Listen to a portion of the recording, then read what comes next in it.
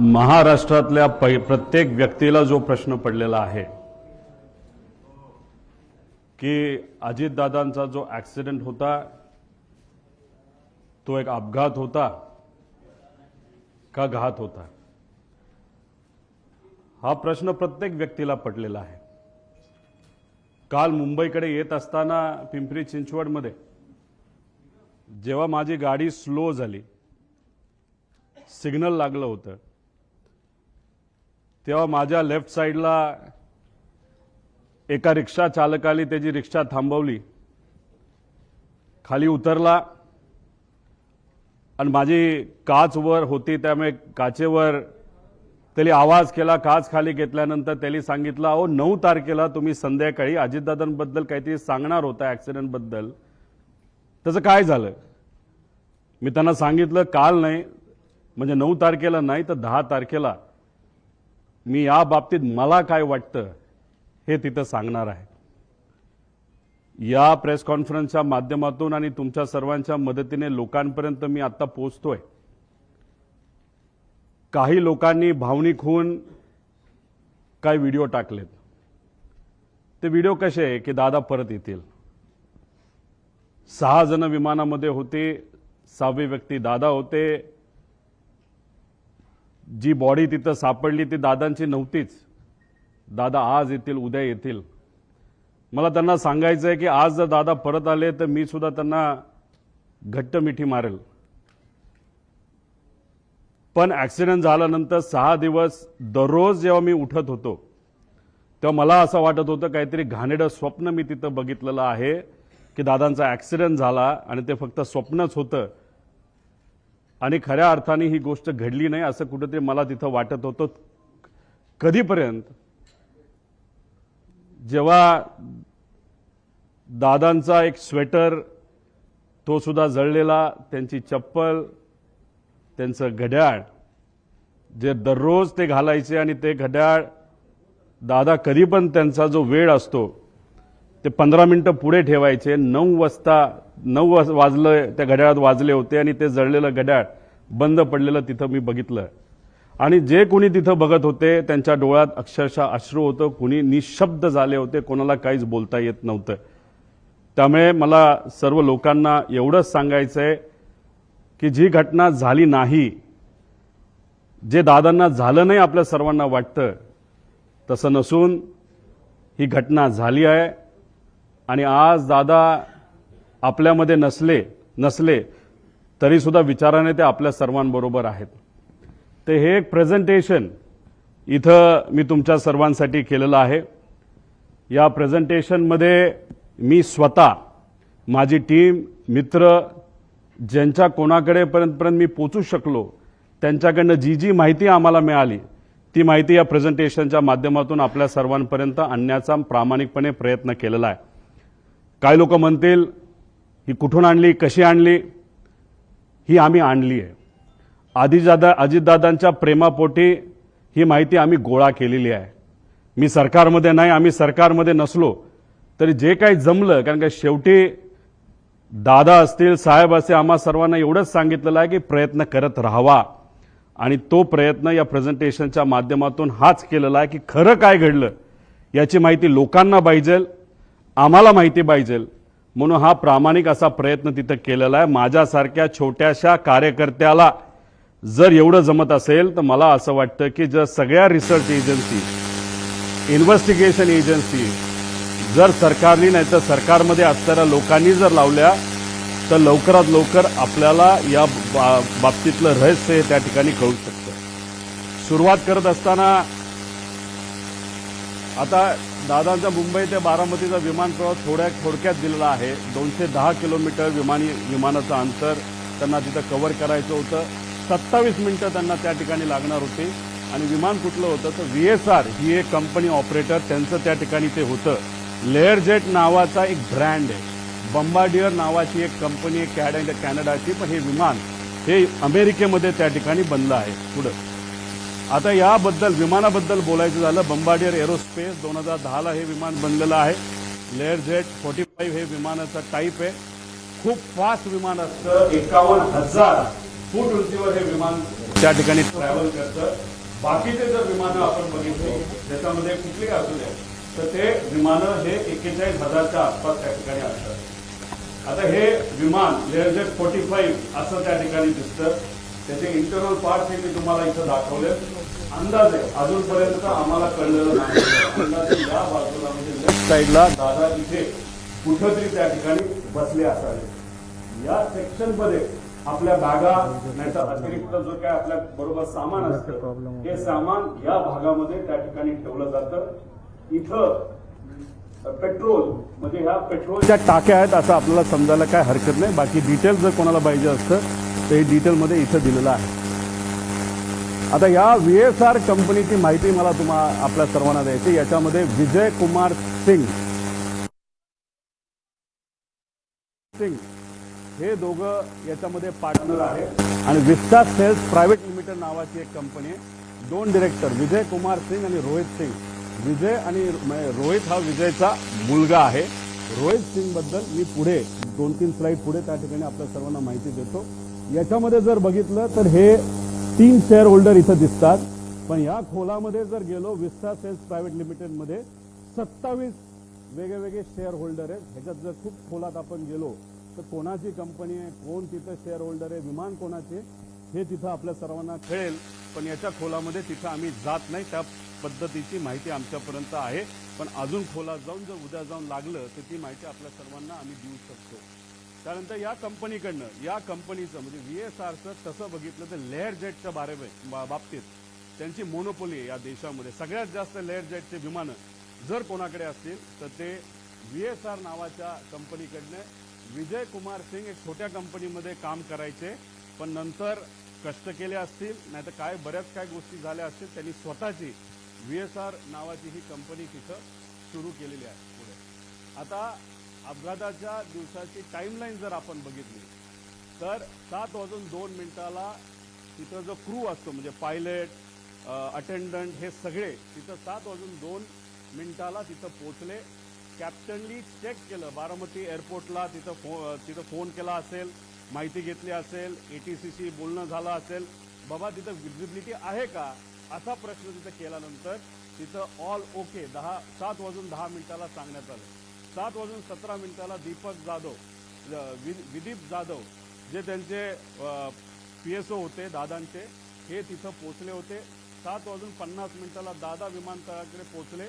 7:56 विमान मुंबई विमानतळ रडारच्या संपर्कात आलं की मुंबईच्या ATCला सांगितलं आता आम्ही टेक ऑफ करायला तयार आहे. 8:10 आणि 51 सेकंदला हे टेक ऑफ झालं. तुम्ही म्हणसाल या बाजूला काय, या बाजूला काय आहे याची माहिती थोड्या वेळानंतर मी आपल्या सर्वांना देतो. पण ही माहिती अतिशय महत्वाची आहे. एका ग्रुप चॅटची ही माहिती आहे आणि त्या ग्रुप चॅटवर खूप काय आपल्याला पुढे जाऊन कळणार आहे.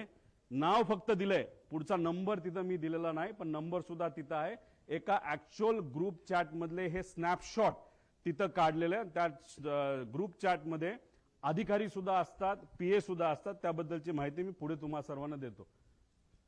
आता विमान 8:22 विमान लोणावळा जवळच्या आसपास त्या ठिकाणी तिथं असेल. 8:25 विमान पुणे जवळ, पुणे शहराजवळ असेल. 8:30 विमान यवत हे जे गाव आहे त्याच्या आसपास असेल. 8:32 सुपे म्हणून गाव, सुपे जळगाव गाव हे बारामतीमध्ये आहे तिथं असेल. 8:43 ते 8:45 दरम्यान दुर्दैवी घटना, खरंच जी घटना अतिशय आपल्या डोळ्यांमध्ये पाणी आणते ती घटना या टाइमच्या वेळेस त्या ठिकाणी घडली. 9 वाजता दादा गंभीर जखमी आहेत. ऍक्सिडेंट झाला हे तुम्हा आम्हाला कळलं होतं पण आमच्या सगळ्यांच्या मनात असं होतं की जखमी आहेत, हॉस्पिटलमध्ये आहेत पण जिवंत आहेत अशी कुठली बातमी आमच्या कानामध्ये यावी. तशी 9 वाजता ती बातमी सुरू होती. पण 9:45 पहिली बातमी आली ती म्हणजे दादांच्या निधनाची, जी ऐकल्यानंतर अक्षरशः मन पण सुन्न झालं आणि डोकं सुद्धा सुन्न त्या ठिकाणी झालं. आता ही माहिती म्हणजे हा जो प्रवास आहे, हा प्रवास हे जे एक सॉफ्टवेअर आहे नाहीतर ऍप आहे, ज्याच्याकडे विमान असेल त्यांना हे ऍप उघडता येईल. जो पायलट असेल हे ऍप उघडता येईल. युनिव्हर्सल ऍप आहे. याच्यामध्ये तुम्हाला सगळ्या विमानाची माहिती तिथं कळू शकते. त्याच्यात जर आपण गेलात तर ह्याच्यामध्ये हे किती वर्षापूर्वीचं विमान होतं, तर 16 वर्षापूर्वीचं, ही सगळी माहिती असते. ह्याच्या आधी 2 दिवस म्हणजे 26ला आणि 25ला हे विमान कुठं गेलं होतं, मुंबई सुरतला एकदा गेलं, परत सुरत मुंबईला तिथं गेलं. म्हणजे हा जो विमानाचा प्रवास आहे, ही घटना घडायच्या आधी तर सुरतला हे विमान तिथं जाऊन आलं होतं. आता हे महाशय म्हणजे हे जे मालक आहेत सिंग यांनी काय स्टेटमेंट दिलं, विमान चांगल्या स्थितीत होते आणि मेंटेन्ड होते, हा सगळ्यात महत्वाचा मुद्दा तिथं आहे. वैमानिक अनुभवी होते, हा दुसरा महत्वाचा मुद्दा त्याच्यामध्ये आहे. अपघात व्हिजिबिलिटी इश्यूमुळे झाल्याची शक्यता आहे, हाही मुद्दा त्याच्यामध्ये त्या ठिकाणी आहे. आता या आमच्या ताई बारामतीच्या आहेत, त्यांचं काय स्टेटमेंट हे थोडंसं तुम्ही ऐकून घ्यावं. गावाकडून आलं होतं, पूर्ण असा विमानाचा आवाज वेगळाच येत होता नेहमी. म्हणजे यांचं आणि तिथं असणारे बरेच काही हे आहेत की त्यांचं असं मत होतं की रोज तिथं जे पायलटला शिकवलं जातं त्याची विमानं रोज ये जा करत असतात. दादांची विमानं बऱ्याच वेळा आलेली आहेत, मोठ्या मोठ्या व्यावसायिकांची विमानं आलेली, पण हे विमान जेव्हा त्या गावाच्या वरून गेलं होतं, एक तिथे जवळून गेलं होतं आणि त्याचा आवाज थोडा वेगळा आला होता. म्हणजे कदाचित मेंटेनन्सचा हा मुद्दा असू शकतो. पुढे आता हा व्हिडिओ तुम्ही डिटेलमध्ये बघा. हा व्हिडिओ एका ग्रामपंचायतीचा व्हिडिओ आहे. हे गोल दाखवलंय, तो जे विमान आलं सरळ झालं, ते तिथं टिल्ट झालं आणि दुर्दैवी 11 सेकंदात ते खाली आपल्या सगळ्यांना पडलेला आणि तो स्फोट झालेला त्या ठिकाणी बघायला मिळाला. म्हणजे हा सगळा सीसीटीव्ही फुटेज हा आपल्या सर्वांना बघायला मिळतो आणि हे झालं, हे सीसीटीव्ही फुटेज आपल्याला मिळालं म्हणून आता आपण सर्वजण चर्चा करू शकतोय. हे सीसीटीव्ही फुटेज आलं नसतं तर जसं इतर प्लेन क्रॅश बद्दल नुसतं मोघमच बोललं जातं, तसंच कदाचित या बाबतीत सुद्धा दुर्दैवाने बोललं जाऊ शकलं असतं. पण हा सीसीटीव्ही फुटेज आपल्या सर्वांसाठी अतिशय महत्वाचा आहे. आता याच्यामध्ये आपल्याला प्रश्न काय पडतात, म्हणजे मालक तर बोलून गेला की काय झालं असावं हे असेल, तर ह्याच्यामध्ये विमान काय बिघाड, म्हणजे ह्याच्यामध्ये काय बिघाड झाला होता ज्याच्यामुळे ते विमान स्टॉल झालं. स्टॉल झालं म्हणजे बंद पडून ते एका बाजूला त्या ठिकाणी वळलं. तर का ते स्टॉल झालं, असं का झालं? मेकॅनिकल फेल्युअर झाला असेल का? त्यानंतर टेक ऑफ पूर्वी विमान चेक करण्यात आले होते का? आपण कधी गाडी घराच्या बाहेर काढत असताना पेट्रोल आहे का, ऑइल आहे का, ह्या बेसिक गोष्टी बघतो. तसं विमान उडत असताना, उडवायच्या आधी त्याच्यामध्ये टेक ऑफ पूर्वी विमानाचं इन्स्पेक्शन एक मेकॅनिकल अधिकारी करत असतो. त्याचं कामच तेवढं असतं की विमान नीट आहे का, सगळ्या केबल लागल्यात का. जसं की लिफ्ट आपल्या घरी असेल नाही तर ऑफिसमध्ये असेल आणि त्याचं इन्स्पेक्शन जर करायचं असेल तर त्या ज्या केबल आहेत त्या नीट आहेत का, बटणं नीट दाबली जातात का, आणि समजा जर लाईट गेली तर लिफ्ट ऑटोमॅटिकली एका फ्लोअरला येऊन थांबते का, हे जे बेसिक लिफ्टमध्ये चेक केले जातात. हे तर 51,000 फीटला उडणारं विमान आहे आणि ह्याचं चेकअप तर करावाच लागतो. हे DGCA सुद्धा सांगितलेलं आहे. जगातल्या प्रत्येक देशामध्ये हे आपल्याला तिथं फॉलो करावं लागतं. त्यामुळे टेक ऑफ पूर्वी याचं काय चेकअप झालं होतं का? चेक करणारे कर्मचाऱ्यांना आता आपल्याला पकडावं लागणार आहे, बोलावं लागणार आहे, चर्चा करावी लागणार. ते आम्ही करू शकत नाही, पण जी कुठली एजन्सी आता सरकारने दिलेली आहे त्या एजन्सीला तिथं असणारे जे कोणी चेक करणारे कर्मचारी आहेत त्यांच्याशी तिथं आपल्याला बोलावं लागेल. टेक लॉग हा प्रत्येक विमानाचा टेक लॉग हा केला जातो.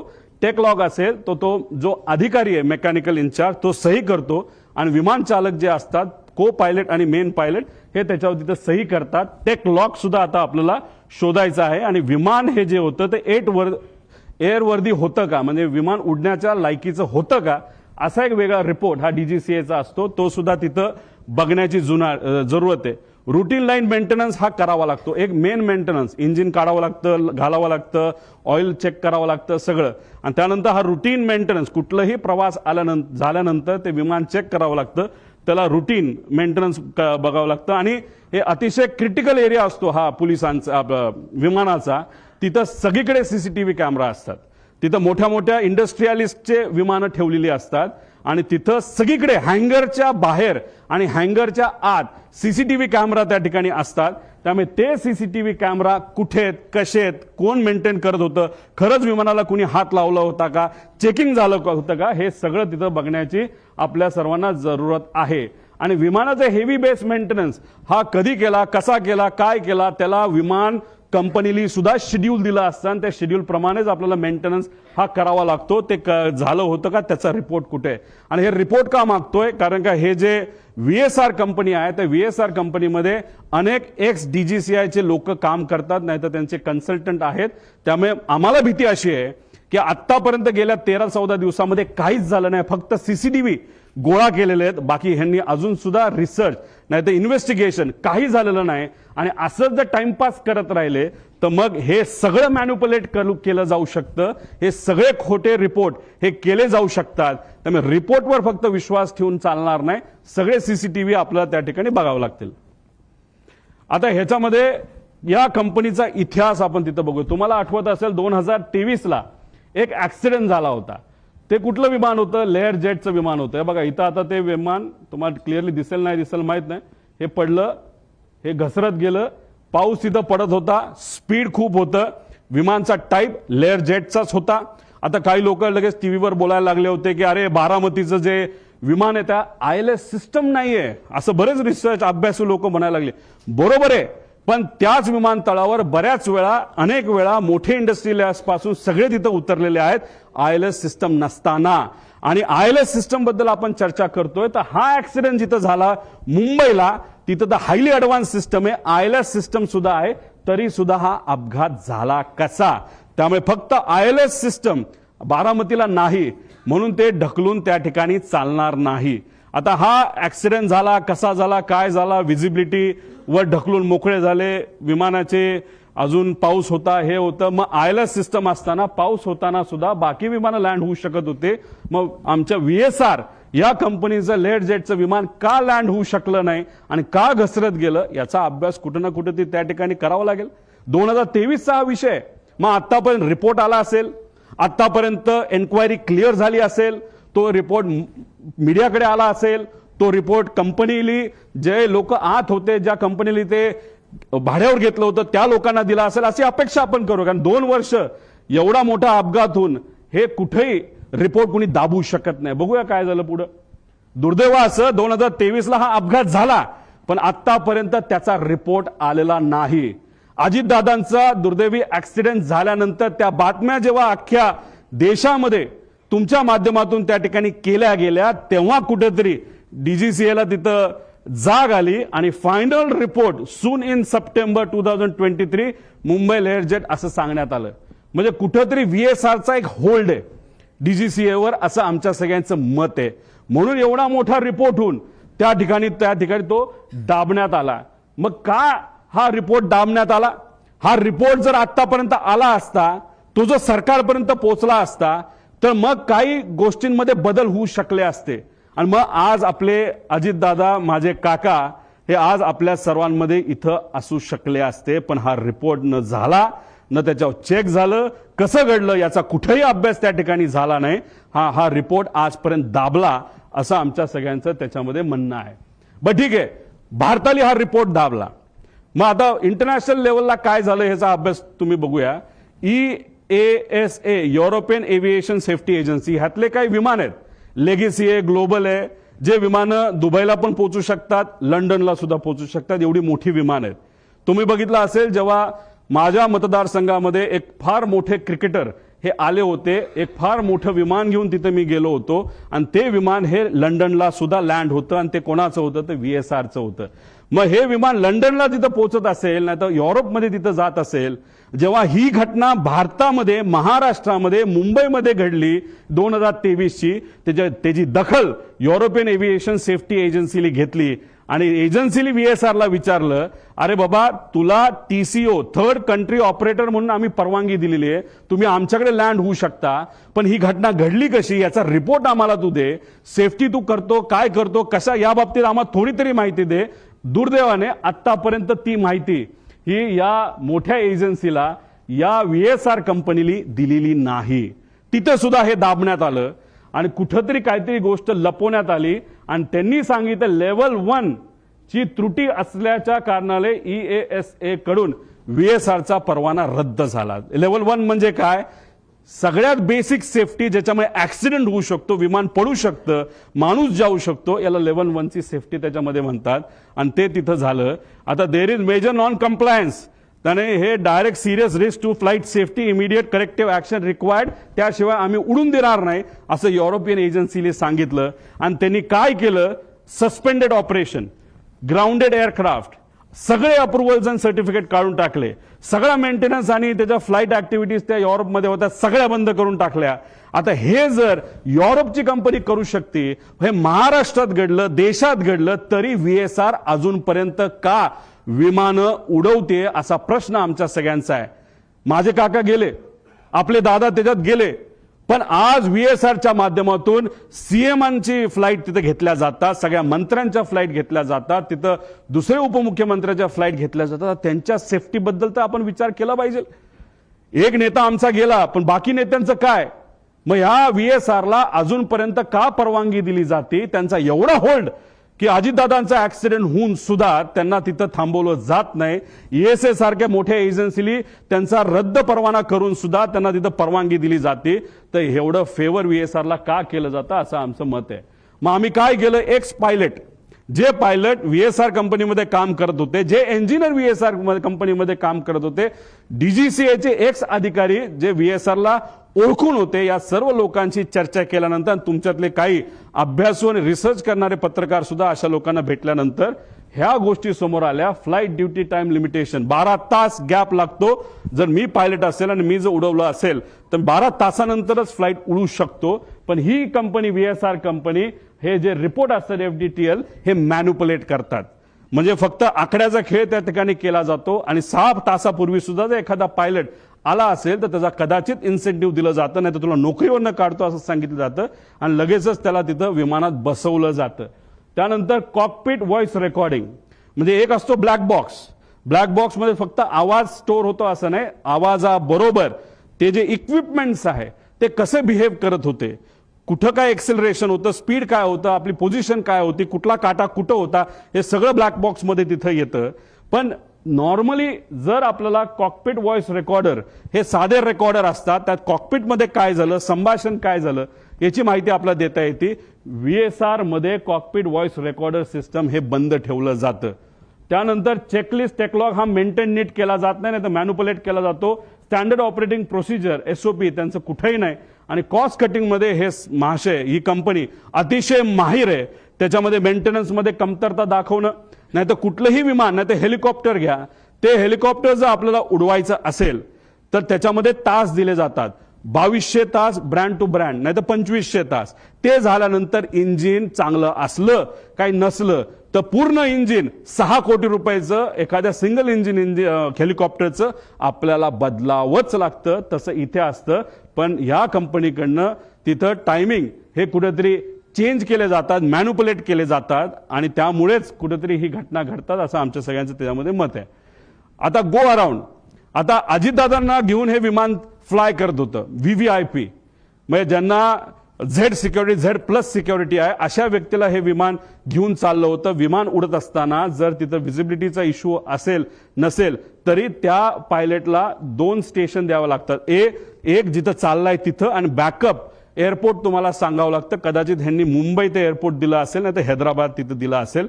आता तिथं गो अराउंड करत असताना एकदा ट्राय केला, दुसऱ्यांदा कदाचित त्यांना ते दिसलं नसावं. त्यांनी सांगितलं हो दिसलं, पण दिसलं नसावं, तर तिसऱ्यांदा राऊंड घ्यायला पाहिजे होता.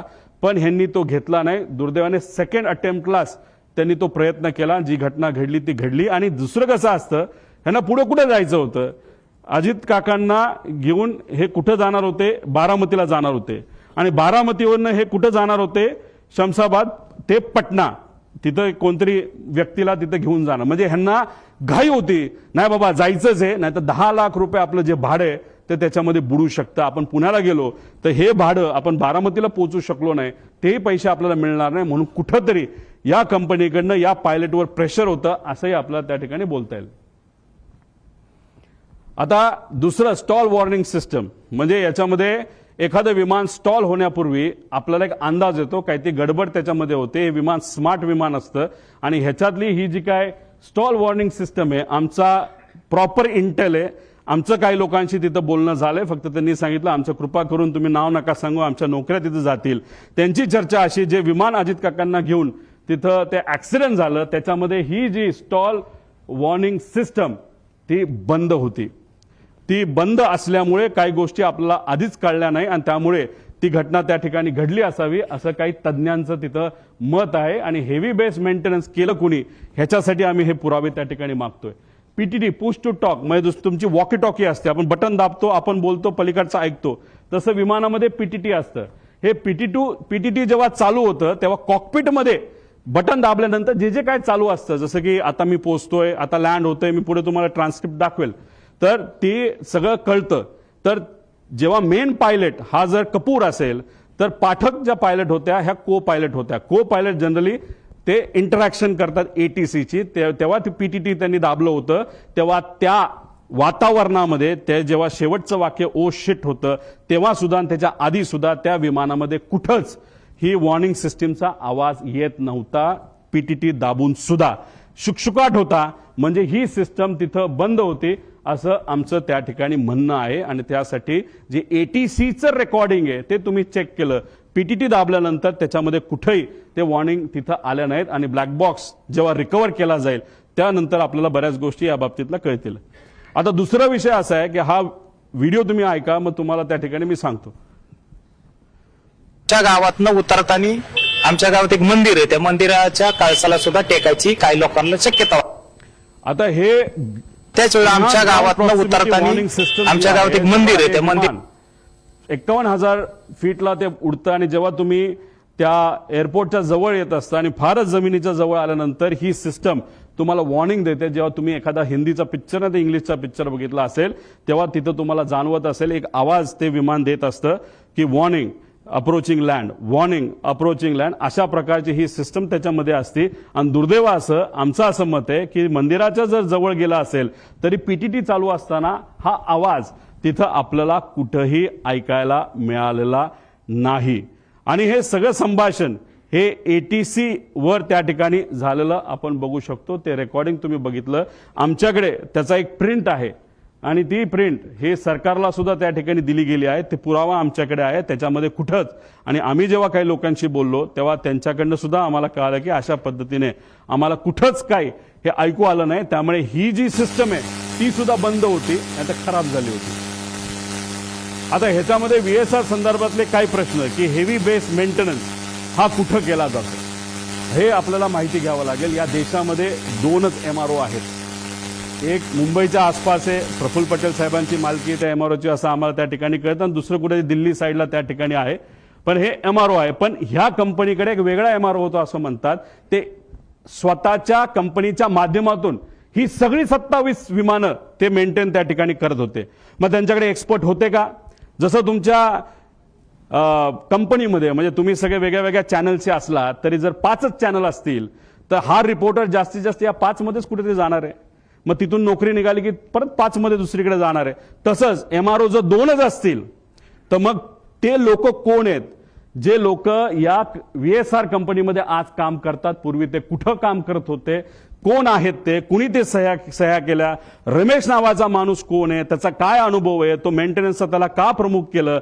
त्याला तुम्ही एन्क्वायरीसाठी घेतलं का तो गायब झालाय? हे सगळे प्रश्न आपल्याला तिथं पडू शकतात. एन्क्वायरी कुठंच नाही चालली म्हणून आम्हाला आमच्या लेवलला माझ्या काकासाठी आमच्या दादासाठी या सगळ्या गोष्टी करायला लागतात. आणि ह्या सगळ्या गोष्टी लवकरात लवकर सरकारने जर केल्या नाही तर मग आपल्याला खरं रहस्य काय हे त्या ठिकाणी तिथं कळणार नाही. त्यामुळे हेवी बेस मेंटेनन्स कुठं केला जातो हे सुद्धा बघितलं पाहिजे. आणि डीजीसीए मधील काही माजी अधिकारी हे या कंपनीमध्ये काम करत असल्यामुळे एक होल्ड आहे या कंपनीचा असं आमचं मत आहे. पुढे घ्या. आता व्हीएसआर संदर्भात गंभीर बाबी आणि बारामती अपघातात आलेला, आता याच्यामध्ये व्हीएसआरची एक सवय जी आम्हाला कळली आणि हे जोपर्यंत सीसीटीव्ही आपण बघणार नाही तोपर्यंत आपल्याला कळणार नाही. तर हे लोक काय करायचे नाही तर करतात तर हे कॅन असतात विमानाचे. जसं दादा ज्या विमानामध्ये बसलेले मागे मी म्हणलो तो बॅग ठेवायची जागा आणि दादा खूप जास्त लांब जाणार नव्हते त्यामुळे ह्यांना एक सवय त्यांच्याच एका अधिकाऱ्याने आणि पायलटली मला सांगितलंय आम्ही कॅन एक्स्ट्रा इल्लीगल आहे, डीजीसीए अलाव करत नाही. आम्ही एक्स्ट्रा कॅन 50-50 लिटरचे हे 8 ठेवत असायचो. म्हणजे जिथं कुठं लँड होईल तिथे एखादा छोटासा टँकर आणून पैसे देण्यापेक्षा तेच जर आम्ही पेट्रोल ओतलं तर आम्ही सेफ राहू शकतो असं एका माजी पायलटली ज्यांनी व्हीएसआर मध्ये काम केलं असं आम्हाला तिथं सांगितलंय. त्यामुळे जिथं कुठं गेल्या वर्षभरात VSRची विमानं उतरली तिथला CCTV कॅमेरा टेक ऑफच्या आधी आणि मेंटेनन्सच्या आधी हा बघितलाच पाहिजे आणि ह्या गोष्टी खऱ्यात का हे कुठेतरी आपण समजून घेतलं पाहिजे. आणि जर हे खरं असेल तर विमानामध्ये जर पेट्रोल इलिगली एका कॅनमध्ये ठेवलं तर ते विमानासाठी बॉम्ब सारखंच असतं असं आमचं त्या ठिकाणी मत आहे. पुढे आता याच्यामध्ये VSR संदर्भात गंभीर बाबी आहेत आणि काय कोणाला बघितलं पाहिजे, ह्यात क्लिअरन्स इंजिनियरला पकडलं पाहिजे, त्याशी चर्चा केली पाहिजे, क्वालिटी इंजिनियरशी बोललं गेलं पाहिजे, मेंटेनन्स इंजिनियरशी त्याच्यामध्ये बोललं पाहिजे. आणि हे सर्व नियमाचं उल्लंघन जर या कंपनीकडनं त्या ठिकाणी झालं पाहिजे तर या व्यक्तीवर कारवाई होणं आणि मनुष्यबळाचा गुन्हा या कंपनीच्या मालकांवर होणं अतिशय महत्वाचं आहे असं आमचं त्या ठिकाणी मत आहे. त्यानंतर EASA ने कंपनीला TCO परवाना सुरक्षेच्या कारणामुळे जर कॅन्सल केला असेल तर त्याला काही ना काही ते कारण आहे. आणि असं आहे की हे EASA ही जी युरोपियन कंपनी त्यांनी ऑलरेडी एक कॉपी DGCA ला पाठवलेली आहे. त्यामुळे DGCA ला मला विचारायचं आहे की ही कॉपी तुमच्याकडे येऊन सुद्धा तुमच्याकडे ती दिल्या गेल्यानंतर सुद्धा तुम्ही VSR ला का ऑपरेटिंग टर्म्स मध्ये ठेवलं, का त्याचा तुम्ही परवाना रद्द नाही केला असा प्रश्न एक पुतण्या जेली काकाला त्या ठिकाणी घालवलेला आहे त्याचा, त्या पुतण्याचा आणि एका कार्यकर्त्याचा त्या ठिकाणी आमचा प्रश्न आहे. आणि एवढं मोठं घात असून सुद्धा आता सुद्धा मुख्यमंत्री आणि दुसरे उपमुख्यमंत्री आणि बाकी नेते अजून सुद्धा VSR कंपनीच्या माध्यमातून ट्रॅव्हल करतायत, विमानातून त्या ठिकाणी ते जात आहेत. हे अतिशय घातक आहे. त्यामुळे या बाबतीची नोंद सरकारने तिथं घेणं फार महत्वाचं आहे. आता तुम्ही म्हणाल हे जे आहे हे काय आहे, एक ग्रुप असतो, सर्व मंत्र्यांकडे 2 ग्रुप असतात, ते ग्रुपचं नाव ते वेगवेगळे ठेवू शकतात, पण एक साई एव्हिएशन नावाची कंपनी आहे, एरो नावाची कंपनी आहे. आता इथं मी GR तुम्हाला दिल्यानंतर तुम्हाला लागलं तर आम्ही तिथं देऊ. या कंपनीला अलोकेट केलेला 2 हँडलिंग कंपनी आहेत. मग या 2 कंपन्या खालचे जे ऑपरेटर आहेत VSR सारखे यांच्याशी संवाद साधून कुठलं विमान कधी अवेलेबल आहे, मंत्र्यांना कधी बाहेर याबद्दलची माहिती त्या ठिकाणी ती दिली जाते. मग त्या ग्रुपमध्ये कोण असतं तर त्या मंत्र्यांचे सगळे PA, ऑफिशियल PA आणि जे कोणी प्रोग्राम बनवतात ते PA, ते अधिकारी त्या ग्रुपमध्ये असतात. आणि त्याच्याच बरोबर आपले जे संचालय आहे ह्याचं महाराष्ट्राचं विमानांचं तिथले ते डायरेक्टर आहेत, ऑफिशियल IAS अधिकारी नाही तर त्या लेवलचा एक अधिकारी त्या ग्रुपमध्ये असतो. त्या ग्रुपमध्ये टाकलं जातं की उद्या जसं 27 जानेवारी 2026 ला 8 वाजता मुंबई ते बारामती अजित पवारांना जायचं असं ग्रुपमध्ये. आणि एरोचा टाइम होता 1 ते 15 हे साईसाठी होतं, 16 ते 31 तारखेपर्यंत एरोच्या ग्रुपमध्ये हा मेसेज टाकला. हे कोण क्रिस्टोफर नावाचा जो कुणी तिथला मॅनेजर आहे का ओनर आहे त्यांनी टाकलं नोटेड सर. तो झालं 7:13 आणि 7:14 संध्याकाळी. म्हणजे जे काही लोक म्हणतात दादा हे विमानाने जाणारच होते, हे प्री प्लॅन्ड होतं, असं अजिबात नाही. आदल्या दिवशी संध्याकाळी 27 तारखेला संध्याकाळी 7:13 वाजता ठरलं की अरे आता खूपच उशीर झालेला आहे, आता उद्या विमानाला गेल्याशिवाय गत्यंतर नाही. नाहीतर दादा गाडीली जे काय प्लॅनिंग केलं होतं तुम्ही तिथला CCTV बघा देवगिरीचा, तिथं तुम्हाला दिसेल सगळ्या गाडी या लाईनीमध्ये लागल्या होत्या. दादाचा अंदाज होता 5, 5:30 ते 6 पर्यंत आपल्याला गाडीली पुण्यापर्यंत जायचं आणि पुण्यातून बारामतीला गाडीली त्या ठिकाणी जायचं, तरी सुद्धा उशीर झाला म्हणून हा ग्रुपवर मेसेज टाकला. आणि हे ग्रुप अशा पद्धतीने त्या ठिकाणी चालवले जातात. आता हे एरो नावाचा ग्रुप कंपनी कोणाची हे आपल्याला पुढे जाऊन बघावं लागेल. आता हे एरो कंपनी आहे, सरकारची विमाने बुक करण्यासाठी ही काम करते. ह्याचा जो हँडलर आहे आता तो कोण आहे आपल्याला शोधावा लागणार आहे, त्याचं फार वजन आहे एअरपोर्टवर, तो म्हणेल तसं तिथं काम केलं जातं असं माझं मत आहे. ही कंपनी कोणाची आपल्याला बघायला, एक कंपनीचा डायरेक्टर जो आहे तो पतंजली कंपनीमध्ये सुद्धा डायरेक्टर असं आम्हाला कळालं, पण आम्ही खूप खोलात गेलो असं नाही. ज्याला कोणाला बघायचं असेल ना तर ह्या ज्या इन्व्हेस्टिगेशन एजन्सीज आहेत त्यांनी सुद्धा एरोकडे लक्ष देण्याची जरूरत आहे. आता पुढे जाऊन तुम्हाला सांगतो त्या ग्रुपवर काय चर्चा झाली होती, पुढे घ्या. आता हा प्रश्न आहे घातपात आहे का, मला सुद्धा शंका आहे की कदाचित हे घातपात असू शकतं. का तर हे पुढच्या काही स्लाइड्स मध्ये मी आपल्या सर्वांना सांगतो. आता याच्यामध्ये आम्ही जेव्हा हा रिसर्च करत होतो, चर्चा करत होतो, ते एक सिक्युरिटी एरियामध्ये काम केलेला व्यक्ती माजी अधिकारी तो माझ्याकडे आला. त्याने मला सांगितलं तुला इस्रायल माहिती आहे का? मी म्हणलं माहिती आहे. तुला मग मोसाद माहिती आहे का? म्हणलं माहिती आहे. मग त्याचं काय? ते म्हणले हे पुस्तक बघ. मी म्हणलं बर, मग या पुस्तकाचं काय? ते म्हणले त्या पेजवर तू जा आणि त्या पेजवर एक लाईन आहे, ती लाईन तू त्या ठिकाणी वाच. ती कुठली लाईन आहे? ती ही लाईन आहे. आता डेगन नावाचा जो माणूस आहे तो एक एजंट आहे. एजंट म्हणजे कोण? जो एखाद्या व्यक्तीला असॅसिनेट नाहीतर एखाद्या व्यक्तीला मारायचं असेल प्लॅनिंगली, तर हा तो डेगन नावाचा एजंट आहे. त्याचं सगळ्यात उत्कृष्ट पद्धत मारायची काय असते त्या डेगन नावाच्या पुस्तकात दिलेलं आहे की sometimes it's most effective to kill the driver and that's that. त्याचा अर्थ की एखाद्या व्यक्तीला आपल्याला जर मारायचं असेल तर सगळ्यात सोपा मार्ग कुठला असेल तर त्या व्यक्तीचा जो चालक आहे त्याला जर आपण मारलं तर विषय संपला. आता गाडीत असेल तर ड्रायव्हर, मोटरसायकलला असेल तर रायडर आणि विमानात असेल तर पायलट, असं म्हणायला काय हरकत आहे. पुढं आता घातपात, आता ही राज्यभरात चर्चा आहे. ह्याच्या खोलात जावं लागेल, ह्याच्या डिटेलमध्ये जाऊन माहिती घ्यावी लागेल, रिसर्च करावं लागेल. पण माझा काका गेलाय, आमचा दादा गेलाय, महाराष्ट्राचा एक फार मोठा नेता गेलेला आहे. तर ही घटना लाईटली घेऊन चालणार नाही. एखादी गोष्ट इकडे तिकडे झाली, आपण इकडे गेलो तिकडे गेलो, कुणी काय केलं, ह्याली काय होणार नाही. आम्हाला जोपर्यंत ह्याची उत्तरं मिळत नाही तोपर्यंत आम्ही शांत बसणार नाही.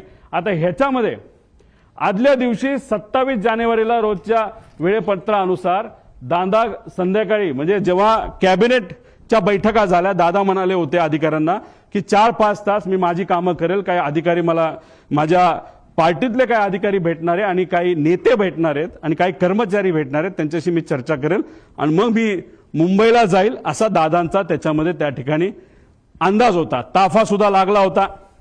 एक फार मोठे नेते दादांना भेटण्यासाठी येणार होते, ते वेळेत येणार होते पण उशीर झाला. ते उशिरा आल्यामुळे आणि चर्चा उशीरपर्यंत सुरू राहिल्यामुळे दादांचा वेळ त्याच्यामध्ये गेला आणि 5-5:30ला जे दादा गाडीने जाणार होते ते गाडीने जाऊ शकले नाही. त्यांना पर्याय राहिला नाही, त्यांना विमान बुक करावं लागलं आणि म्हणून 7:13 म्हणजे संध्याकाळी दुसऱ्या दिवशीचं विमान हे आदल्या दिवशी म्हणजे 27 तारखेला तिथं बुक झालेलं आपण बघितलं. पूर्व विदर्भातील एक कुठले तरी नेते हे मोबाईल चेक करा दादांचे, नाही तर लँडलाईनवर कोणाचा फोन होता काय होता मला माहित नाही, पण मला जे कळालेलं आहे सही करावीच लागते. फार महत्वाची फाईल आहे आणि मग ती फाईल कुठे हे जेव्हा बघितलं गेलं ती फाईल घरी नव्हती. ती फाईल मंत्रालयाच्या कार्यालयामध्ये होती दादांच्या. दादा कुठलीच फाईल मोकळी ठेवत नाहीत, पण अचानक ती फाईल तिथं होती. मग ती दादांनी बोलवली. बोलवण्यात येण्यात मुंबईचं संध्याकाळचं ट्रॅफिक तुम्हाला माहिती आहे. ती फाईल पोहोचूस तर वेळ गेला. वेळ गेल्यानंतर ती फाईल आली. पण एक मोठा नेता आपल्या पक्षाचं बोलत असेल तर सही तर करावीच लागेल आणि मग दादांनी ती सही केली. ती फाईल यूज तर सही करूस तर त्याच्यामध्ये दुर्दैवाने त्या ठिकाणी वेळ गेला. आता ह्याच्यात खोलात जर जायचं असेल, कारण आमच्या पण ओळखी तिथं आहेत, आमच्या पण जीवाची माणसं आहेत. अजितदादांबरोबर जेव्हा केव्हा मी भेटलो आणि दादांचा जो काही शेवटचे 3-4 महिने होते त्यात मी, दादा आणि त्यांच्याबरोबरचे अधिकारी एकदम घट्टपणे एक फार महत्वाची चर्चा त्या ठिकाणी करायचो.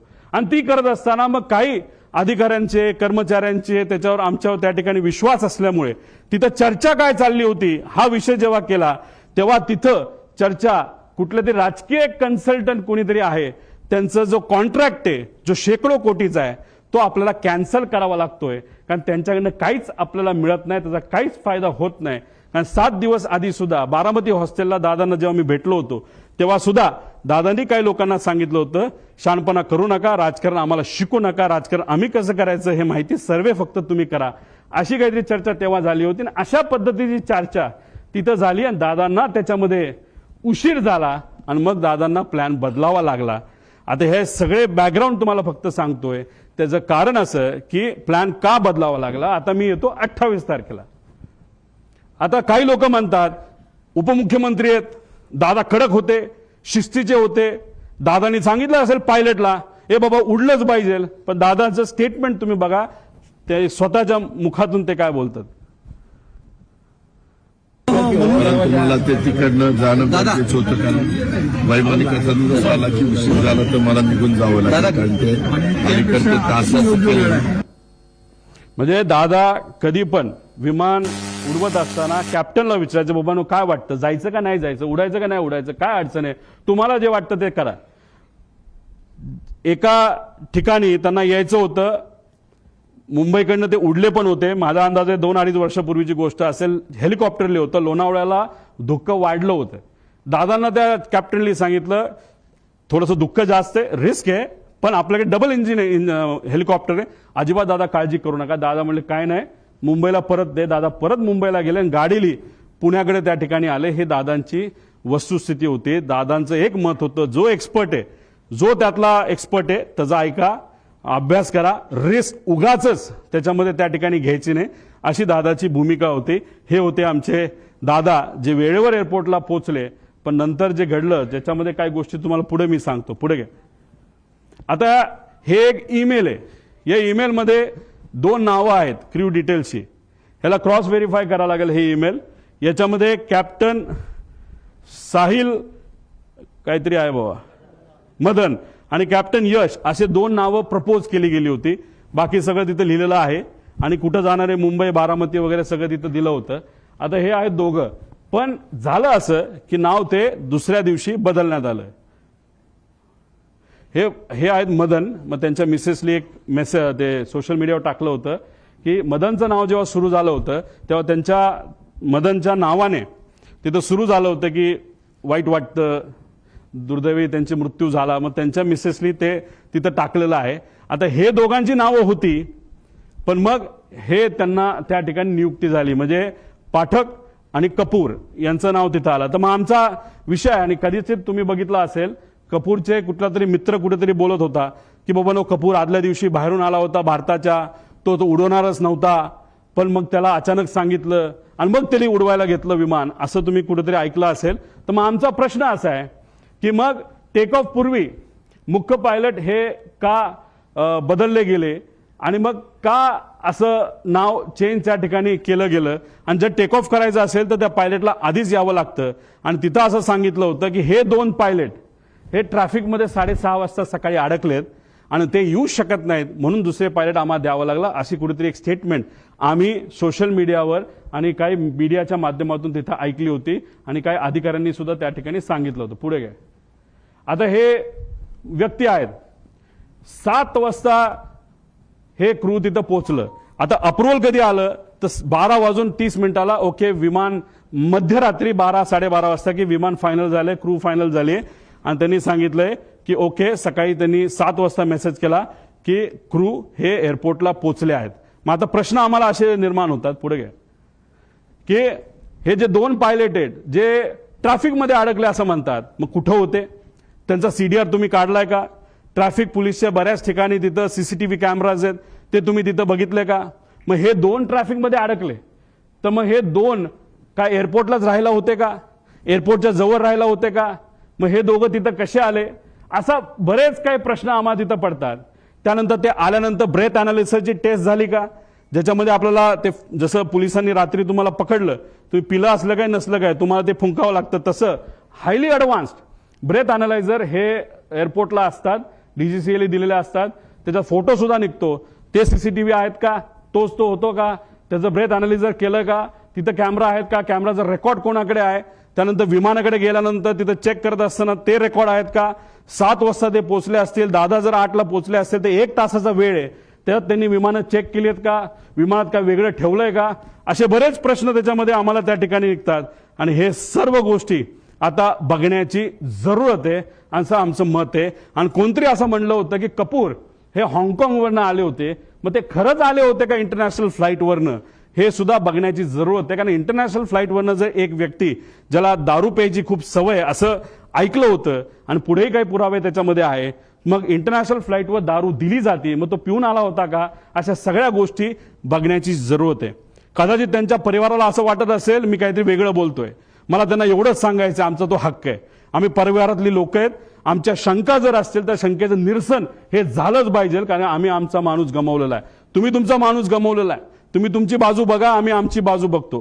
पण आमच्या मनात ज्या शंका आहेत त्याला कुठं ना कुठेतरी उत्तर हे मिळालं पाहिजे का गेले 13 दिवस मला तरी तिथं झोप लागलेली नाही आणि कदाचित जोपर्यंत ह्या गोष्टी सापडत नाही क्लिअर होत नाही तोपर्यंत झोप लागणार नाही आणि मी झोपणार सुद्धा त्याच्यामध्ये नाही. पुढे तुम्ही जर गेला तर आता मुख्य पायलट सुमित कपूर बद्दल आपण थोडीशी माहिती घेऊ. मार्च 10 दिल्ली बेंगळुरू विमान उडण्यापूर्वी त्याला प्री फ्लाईट अल्कोहोल टेस्टमध्ये त्याला पकडण्यात आलं. पुन्हा 7 एप्रिल 17 दिल्ली गुवाहाटीचं विमान उडवत असताना त्याचं टेस्टिंग जेव्हा केलं तेव्हा तो सापडला. तुम्ही म्हणा तिथं सापडला इथं का नाही? ह्या सगळ्या कमर्शियल फ्लाईट्स होत्या असं आम्हाला कळतंय. कमर्शियल फ्लाईट्सवर बऱ्याच गोष्टी स्ट्रिक्ट असतात. प्रायव्हेट फ्लाईटला कदाचित तेवढ्या स्ट्रिक्ट नसाव्या असं वाटतं.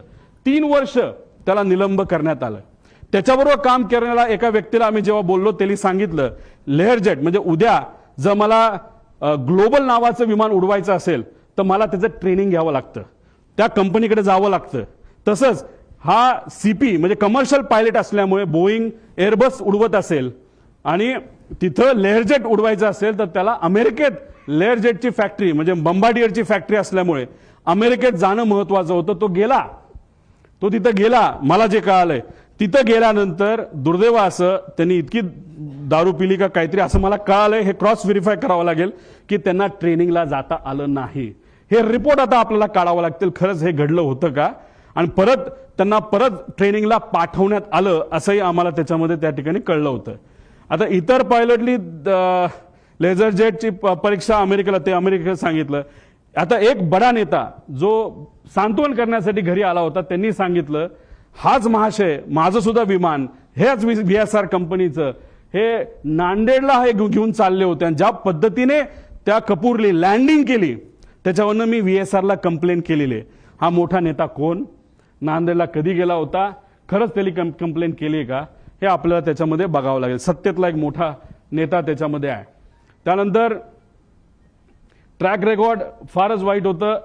तरी मग या व्यक्तीला तिथं अजितदादांचं विमान नाही तर VIPचं, उद्धव ठाकरे साहेबांचं, फडणवीस साहेबांचं, एकनाथ शिंदे साहेबांचं, ऍक्टरचं ह्या सगळ्यांचं विमान का उडवायला दिलं असा प्रश्न आमचा तिथं आहे. पुढं आता ह्याच्यामध्ये तुम्ही जर बघितलं असेल तर VK सिंग म्हणजे हा मालक त्यांचा एक ग्रुप आहे व्हॉट्सअपचा.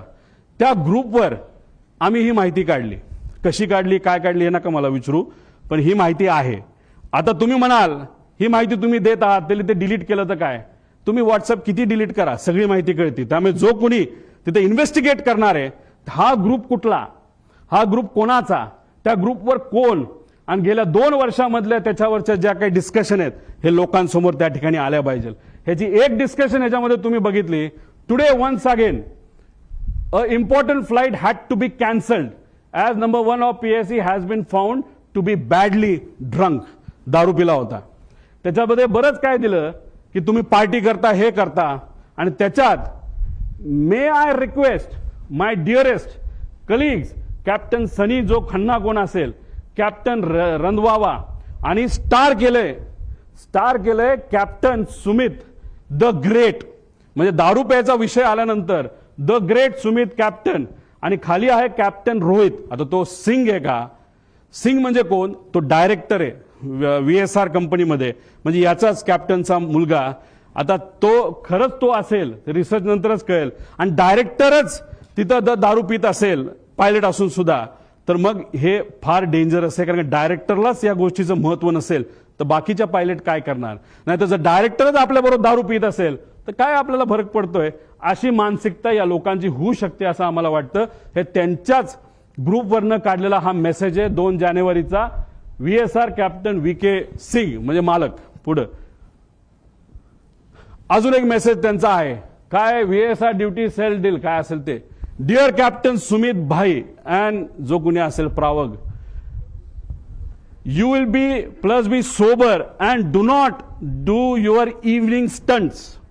आता इव्हनिंग स्टंट्स मध्ये काय आम्हाला माहित नाही. विमान वेडवाकडे चालवायचा हा एक स्टंट असू शकतो, नाही तर दारू पिणं हा एक स्टंट असू शकतो, नाही तर ड्रग्ज घेणे हा स्टंट असू शकतो. म्हणजे हा स्टंटचा अर्थ मला तरी काही निघत नाही.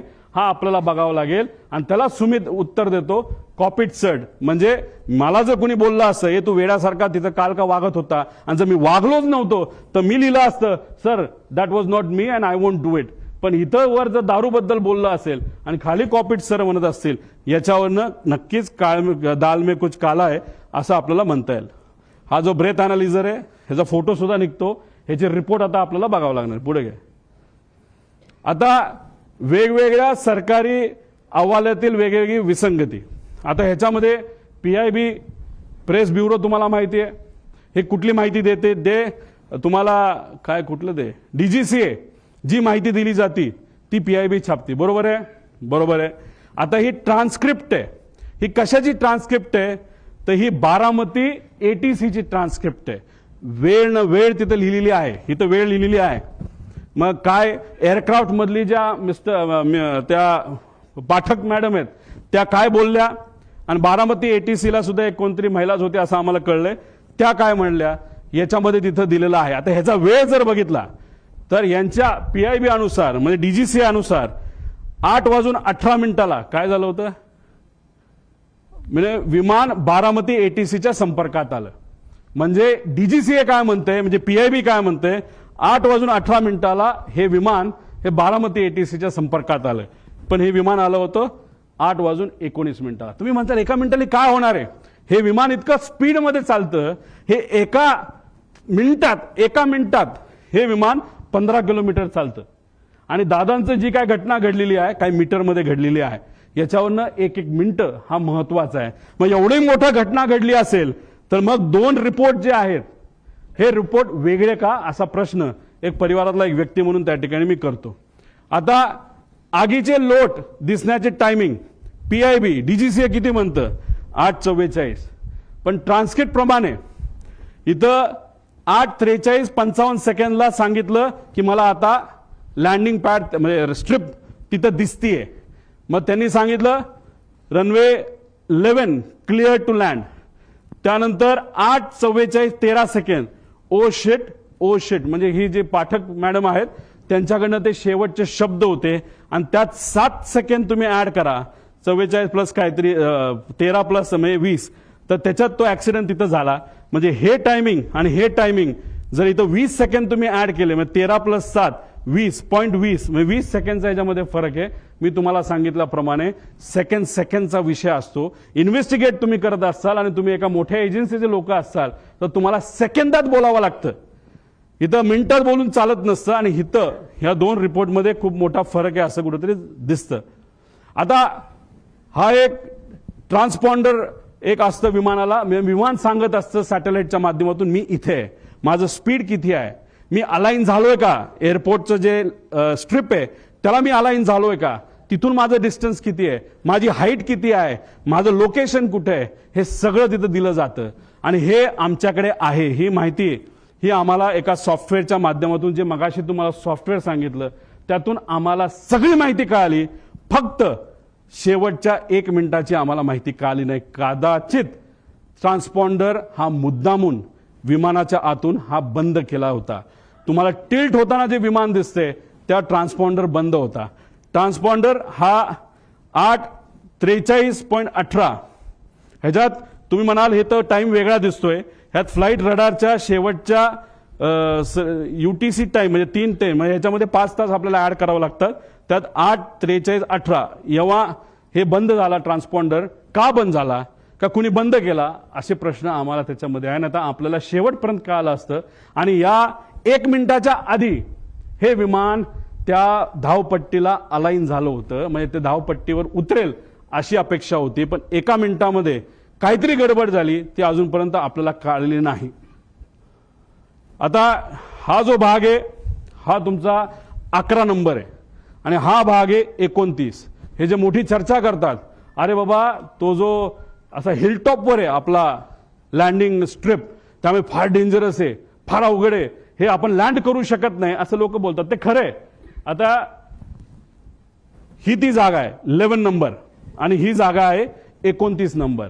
मागे घे, ती आहे MIDCची साईड. इथं तुम्ही जर गेला तर सपाट आहे, सपाट, काही तिथे टेन्शन नाही, तिथं तुम्ही कसंही लँड होऊ शकता. त्यावेळेस जे विंड स्पीड होतं ते ऑलमोस्ट नव्हतं.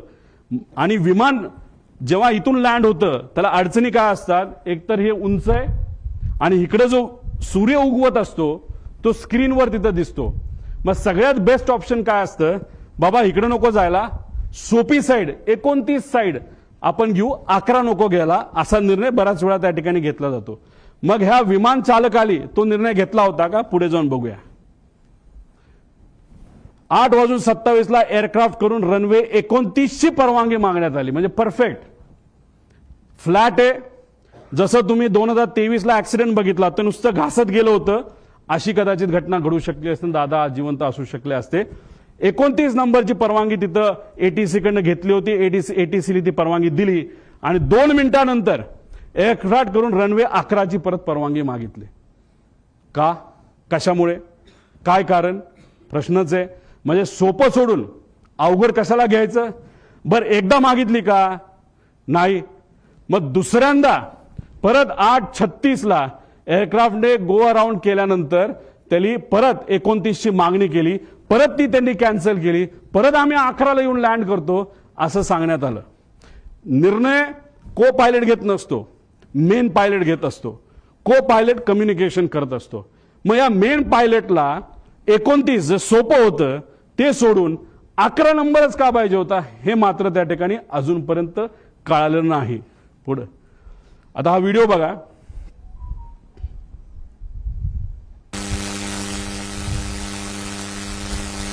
थोडं मागे या. ही लांबून तुम्हाला दिसत असेल, हे धुकं आहे, विजिबिलिटी हा प्रॉब्लेम होता. मागे या बाजूला थोडंसं तुम्ही जर बघितलं तर एक लाईन दिसते आणि नंतर ब्लास्ट दिसतो. थोडंसं डिटेलमध्ये बघा. एक लाईन आली, पडली, स्फोट झाला. ती लाईन काय आहे, ती आग आहे का, हे सुद्धा बघण्याचे कारण आहे. हे आपल्याला बघावं लागेल. ते काय अजूनपर्यंत कळलं नाही. ही विजिबिलिटी आहे. जो रनवे आहे, रनवेच्या जवळ तिथं ट्रायल केली जाते, नाही तर ट्रेनिंग केलं जातं, म्हणून तिथं काही कॅमेरा ठेवले, त्या कॅमेरातला हे व्हिज्युअल आपल्या सगळ्यांना त्या ठिकाणी बघता येईल. पुढे घ्या. आता ह्याच्यामध्ये हे आहे व्हिज्युअल फ्लाईट रूल्स. हे रूल काय सांगतं, आता मी सुद्धा हेलिकॉप्टर जेव्हा जातो तेव्हा मला विचारावं लागतं टेक ऑफ किती वाजता करायचा. मग टेक ऑफ किती वाजता करायचा कोण परमिशन देतं, एटीसी. का परमिशन देतं, धुक्कं असेल आणि 1500च्या खाली जर विजिबिलिटी असेल तर मला परवानगी मिळत नाही. मला परवानगी हेलिकॉप्टरला 1500च्या पुढे असा अंदाज त्या ठिकाणी आहे. मग मी विचारलं विमानाला काय परवानगी आहे. विमानाला स्ट्रिक्ट रूल आहेत. कोणाचे आहेत, डीजीसीएचे रूल्स आहेत, व्हिज्युअल फ्लाईट रूल्स, की 5000 मीटरची जोपर्यंत विजिबिलिटी येत नाही तोपर्यंत विमान उडवायचंच नाही. म्हणजे लँडिंग सोडा, टेक ऑफ सुद्धा तुम्ही करू शकत नाही, असे आदेश त्या ठिकाणी तिथे दिले होते. आता तुम्हाला मला विचारायचंय की 8:30 वाजता विजिबिलिटी 3 किलोमीटरची होती.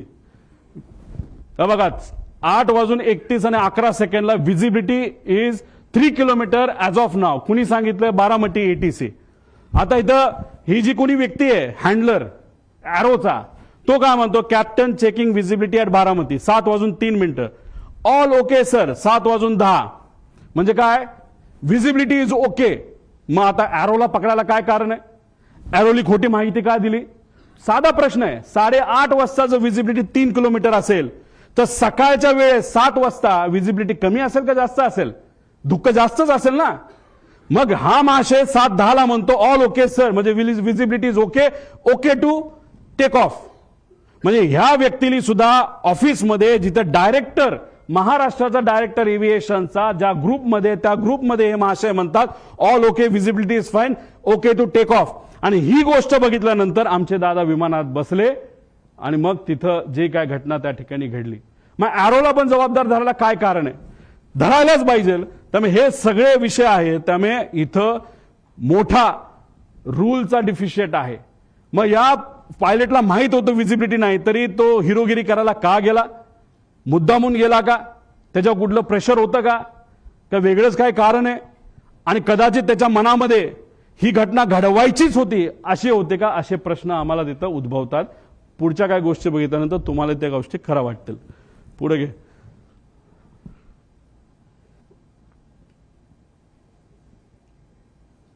हे ऐका.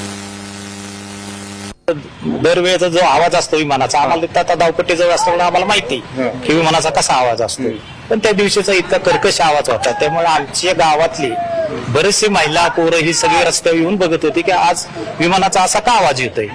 आणि गावाला एक रेटी घालून परत विमान धावपट्टीच्या दिशेने उतराय गेलं. पण त्याच वेळी आमच्या गावातनं उतरताना आमच्या गावात एक मंदिर आहे, त्या मंदिराच्या कळसाला सुद्धा टेकायची काही लोकांना शक्यता होती. पुढे घे. म्हणजे विमान लँड होण्यापूर्वी जे गाव आहे त्या गावाच्या कळसाला विमान घासून गेलं.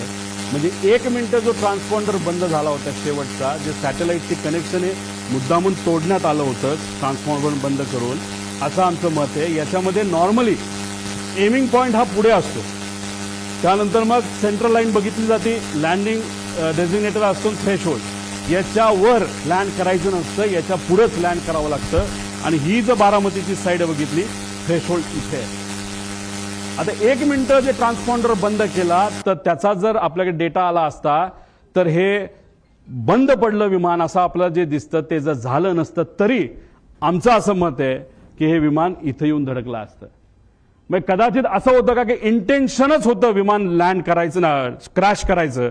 कारण तुम्ही 29ला तुमच्याकडे संधी असताना तुम्ही सारखं सारखं या डोंगराळी भागाकडे का जात होता, आणि जर तुम्ही एवढ्या लो आला होता मग कुठंतरी तुम्ही जर ते तिथं बंद पडलं नसतं, नाही तर ते एका बाजूला गेलं नसतं तर तसंही ते जाऊन विमान तिथं धडकू शकलं असतं, असं आम्हाला त्या ठिकाणी भीती आहे. नाही तर आम्हाला त्याबद्दलची त्या ठिकाणी शंका आहे. म्हणजे थ्रेशोल्डच्या खाली म्हणजे हे अनेक असे प्रश्न, म्हणजे एमिंग पॉइंट हा तो तिथली शेवटची बाजू म्हणजे डोंगराळी बाजूच एमिंग पॉइंट होतं का असा प्रश्न त्याच्यामध्ये आहे. आणि त्याच्यातच तो पॉइंट समोर येत असताना कदाचित असंही होऊ शकतं, जेव्हा पाठकाला ते कळालं, त्या ज्या मॅडम होत्या त्यांनी कदाचित मग विमान एका बाजूला ओढण्याचा प्रयत्न केला. काय हे जोपर्यंत ब्लॅक बॉक्स आपल्याला मिळत नाही, जोपर्यंत आपल्याला कम्युनिकेशन त्या कॉकपिटमध्ये काय झालं हे जोपर्यंत कळत नाही, जोपर्यंत इक्विपमेंट मुवमेंट तिथे कळत नाही, तोपर्यंत ह्या गोष्टी आपल्याला कळणार नाही. त्यामुळे ह्या गोष्टींकडे खऱ्या अर्थाने लक्ष देण्याची जरूरत आहे. पुढे आता ह्याच्यामध्ये आपण जर बघितलं तर तुम्ही सुद्धा गाडी चालवत बाहेर जावा, एखादं कुत्रं मध्ये आलं, माणूस मध्ये आला आणि तुम्हाला माहिती आहे आता तुमचा ऍक्सिडेंट होणार आहे, कितीही तुम्ही शांत असला तरी तुम्ही एखादी शिवी द्याल, तुम्ही चिडाल, तुम्ही त्या रागवून बघाल, काहीतरी तुम्ही कराल. आता याच्यामध्ये आपल्यासारखं म्हणजे सामान्य लोकांसारखं कुणी रिॲक्ट केलं जेव्हा 8:43:55 फील्ड इन साईड जेव्हा पाठक मॅडम त्या ठिकाणी बोलल्या, तेव्हा तिथं 8:44:13 म्हणजे जेव्हा ते टिल्ट झालं तेव्हा मॅडम म्हणाल्या होत्या ओ शिट ओ शिट. हे त्यांचं रिॲक्शन आहे, हे त्या मॅडमचं रिॲक्शन आहे, को पायलटचं रिॲक्शन आहे. पण या पुऱ्या 5 मिनिटांमध्ये जेव्हा तो पीटीटी दाबला गेला होता, त्या पीटीटी जेव्हा दाबलं जातं तेव्हा फक्त को पायलटचा आवाज येत नसतो, पायलटचाही आवाज येत असतो. पायलट जर गाणं गात असेल, काय सुंदर सिनरी आहे, काय झाडं आहेत, काय झुडपं आहेत, असं पायलट बोलला तरी त्या पीटीटी मध्ये तो आवाज रेकॉर्ड होतो. आम्हाला जे कळलंय त्या मेन पायलटचा आवाज कुठेही तिथं येत नव्हता. मग पायलट झोपला होता का डोज ऑफ झाला होता का वेगळंच काहीतरी झालं होतं का मुद्दामून त्याच्या मनामध्ये एक निश्चय त्याचा होता की आता आपल्याला हे विमान काही झालं तरी जमिनीवरच त्या ठिकाणी घेऊन जायचं आणि ऍक्सिडेंटच घडवायचा, असे अनेक प्रश्न निर्माण होतात. त्यामुळे ब्लॅक बॉक्समधून माहिती आणणं हे महत्वाचं आहे. ही नॅचरल रिॲक्शन होती, ओ शिट ओ शिट. तिथं मेडे मेडे बोलावं लागतं, पण मेडे मेडे बोलण्याची सुद्धा मानसिकता त्या मॅडमची नव्हती. का?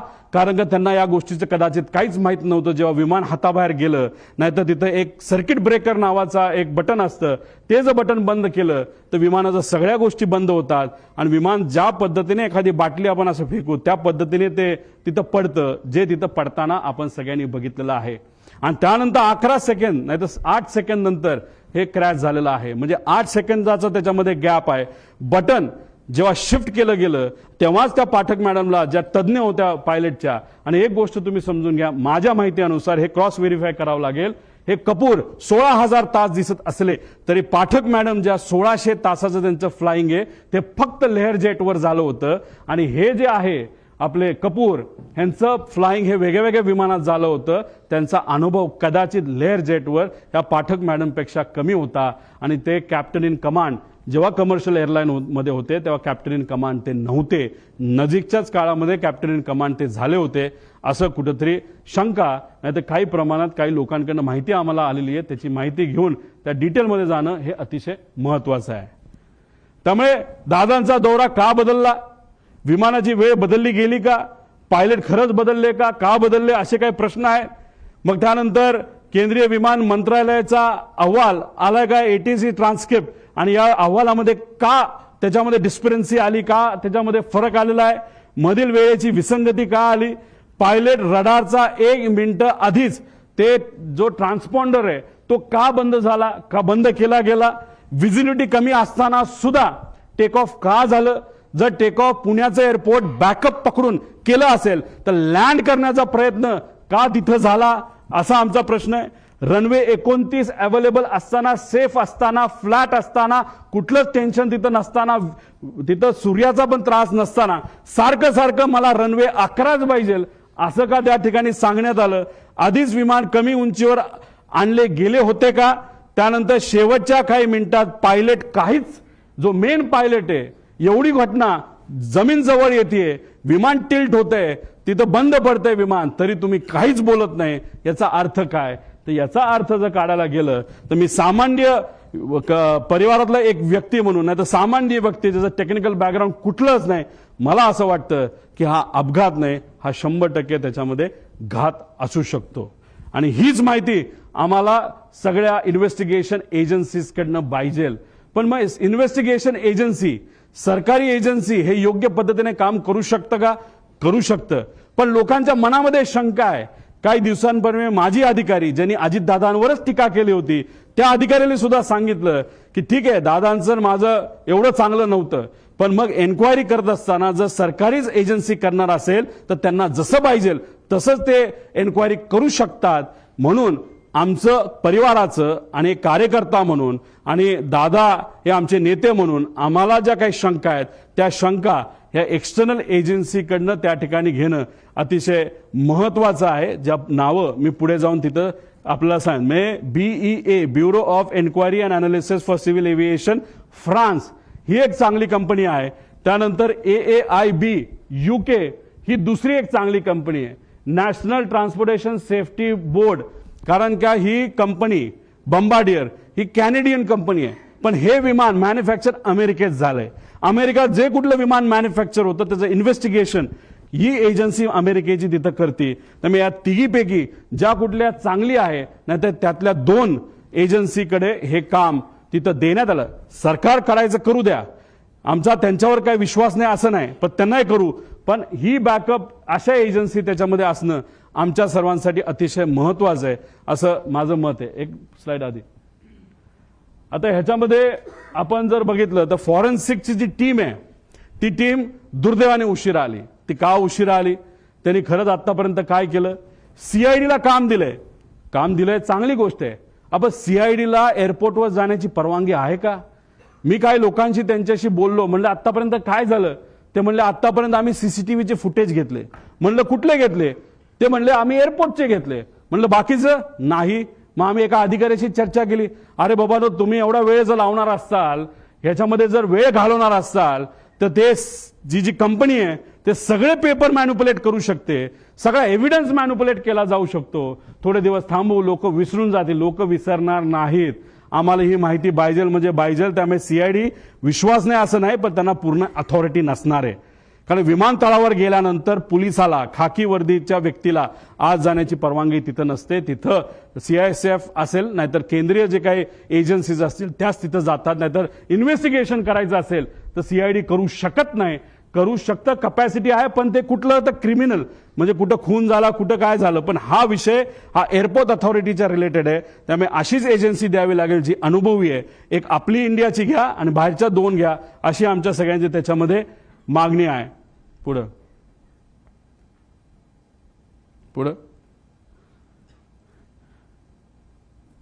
हे सगळे विषय आहेत. आणि एक महत्वाचा विषय तुम्हाला सांगतो की जेव्हा केव्हा तुम्ही पूर्वीच्या दादांचे व्हिडिओज तिथं बघितले असतील, त्या व्हिडिओजमध्ये दादा प्लॅस्टिकची बॉटल घेऊन तिथं काही गोष्टी करताना बघितलं असेल. पाणी पिताना प्लॅस्टिकच्या बॉटलमध्ये पाणी पिताना तुम्ही बघितलं असेल. आणि मग पण नजीकच्या काळामध्ये म्हणजे हे जे काय आहे,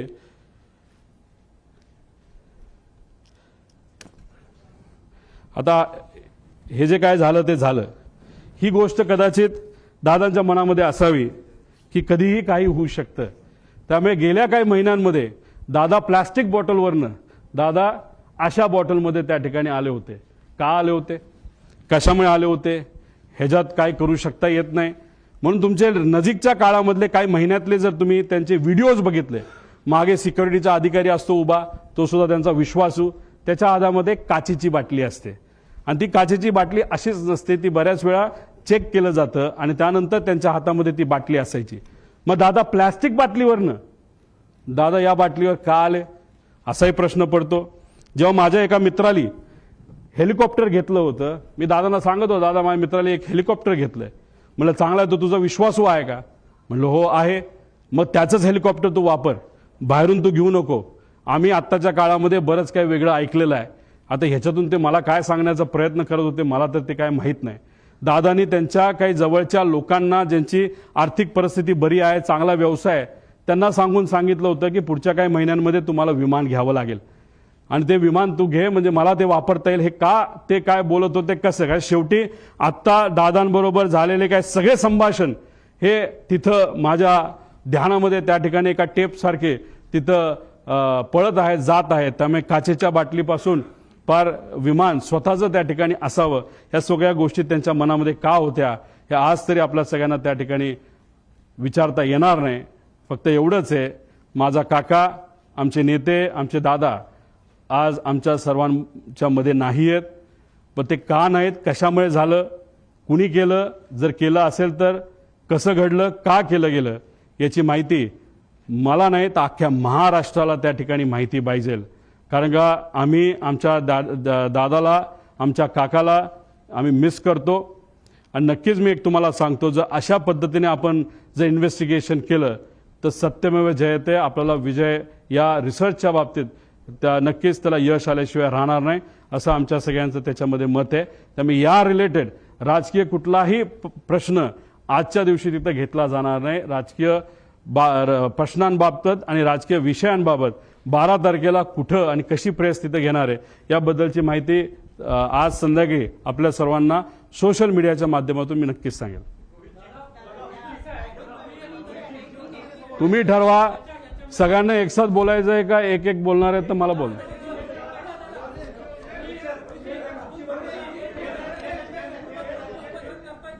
हा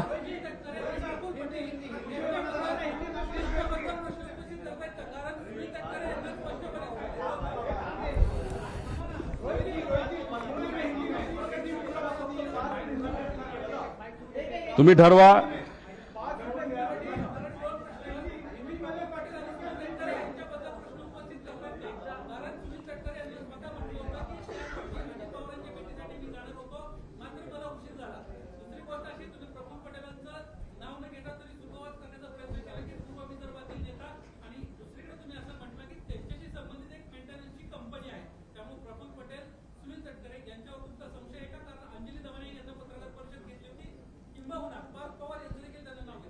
एक तुम्ही समजून घ्या, हा अपघात होता का घात होता असा प्रश्न तुम्ही केला तर आमची शंका, म्हणजे माझी आणि असंख्य महाराष्ट्रातल्या लोकांची शंका आहे की हा घात होता. आत्ता तुम्ही जर प्रेझेंटेशन बघितलं असेल तर 60-70 पानाचं मी प्रेझेंटेशन केलं. एक एक गोष्ट जी घडली, कशी घडली, कोण बैठकीला आलं होतं, कोणाचं विमान होतं, कोणाचं काय होतं, जी काय माहिती आमच्यापर्यंत आली ती माहिती ही तुमच्यापर्यंत पोहोचवलेली आहे. या प्रेझेंटेशनच्या माध्यमातून यांच्यावर ऑब्जेक्शन घेतोय, शंका घेतोय का त्यांच्यावर शंका घेतोय असं अजिबात कुठंच नाही. मी वस्तुस्थिती तुम्हाला सांगितली. पण या बाबतीत विमान कंपनी जी VSR आहे, ॲरो नावाची हँडलिंग कंपनी आणि जो कपूर नावाचा पायलट होता, या 3 कंपन्या आणि व्यक्तीवर आमची शंका आहे.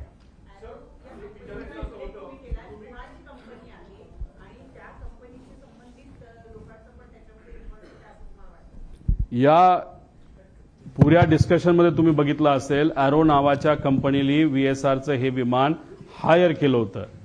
ते सरकारी GR प्रमाणे केलं होतं. साई आणि ॲरो या 2 कंपन्या यांनाच तिथं कॉन्ट्रॅक्ट दिलेला आहे की VIPंना विमान देण्याचं. आणि मग 15 ते 31 तारखेपर्यंत ॲरोची जबाबदारी त्याच्यामध्ये होती. ॲरोने ते बुकिंग केलं होतं. तो कोण पवार का कोण नावाचा जो माणूस आहे तो हँडलर आहे, तो ॲरोचा हँडलर आहे. त्यांनी सांगितलं होतं की व्हिजिबिलिटी ऑल ओके, म्हणजे कुठे ते मिसरिप्रेझेंटेशन झालं. ती कंपनी कोणाची कशी अजूनपर्यंत मला तरी काय माहिती मिळालेली नाही.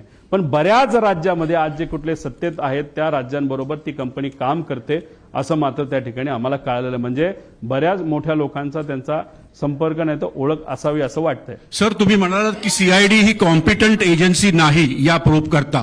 तुम्ही ह्याच्यात हायकोर्ट और सुप्रीम कोर्ट मॉनिटर्ड प्रोबची स्पेसिफिक डिमांड करताय का? डीजीसीएवर आमचा विश्वास आहे, पण हे बघा एक तुम्ही समजून घ्या, सरकारवर आमचं ॲलिगेशन नाही, कोणावर ॲलिगेशन नाही, पण ज्या गोष्टी घडल्या असाव्यात, अशा पद्धतीने काय गोष्टी झाल्या असाव्यात या पद्धतीची आमची शंका आहे. ती शंका पूर्ण करत असताना सीआयडी बद्दल आपल्या सगळ्यांना माहिती आहे. आता तिथं विमानाच्या म्हणजे एअरपोर्टवर पोलीस अधिकाऱ्यांना अलाउड नसतं. मग सीआयडी ह्या गोष्टी कशा करू शकतं? कारण हे शेवटी एक्सपर्ट ओपिनियन याच्यामध्ये लागणार आहे. मग एक्सपर्ट ओपिनियन कोणाकडे? अशा भारताच्या बाहेरच्या 1-2 कंपन्या तुम्ही हायर करा, या इन्व्हेस्टिगेशनमध्ये त्यांना तुम्ही ताकद घ्या.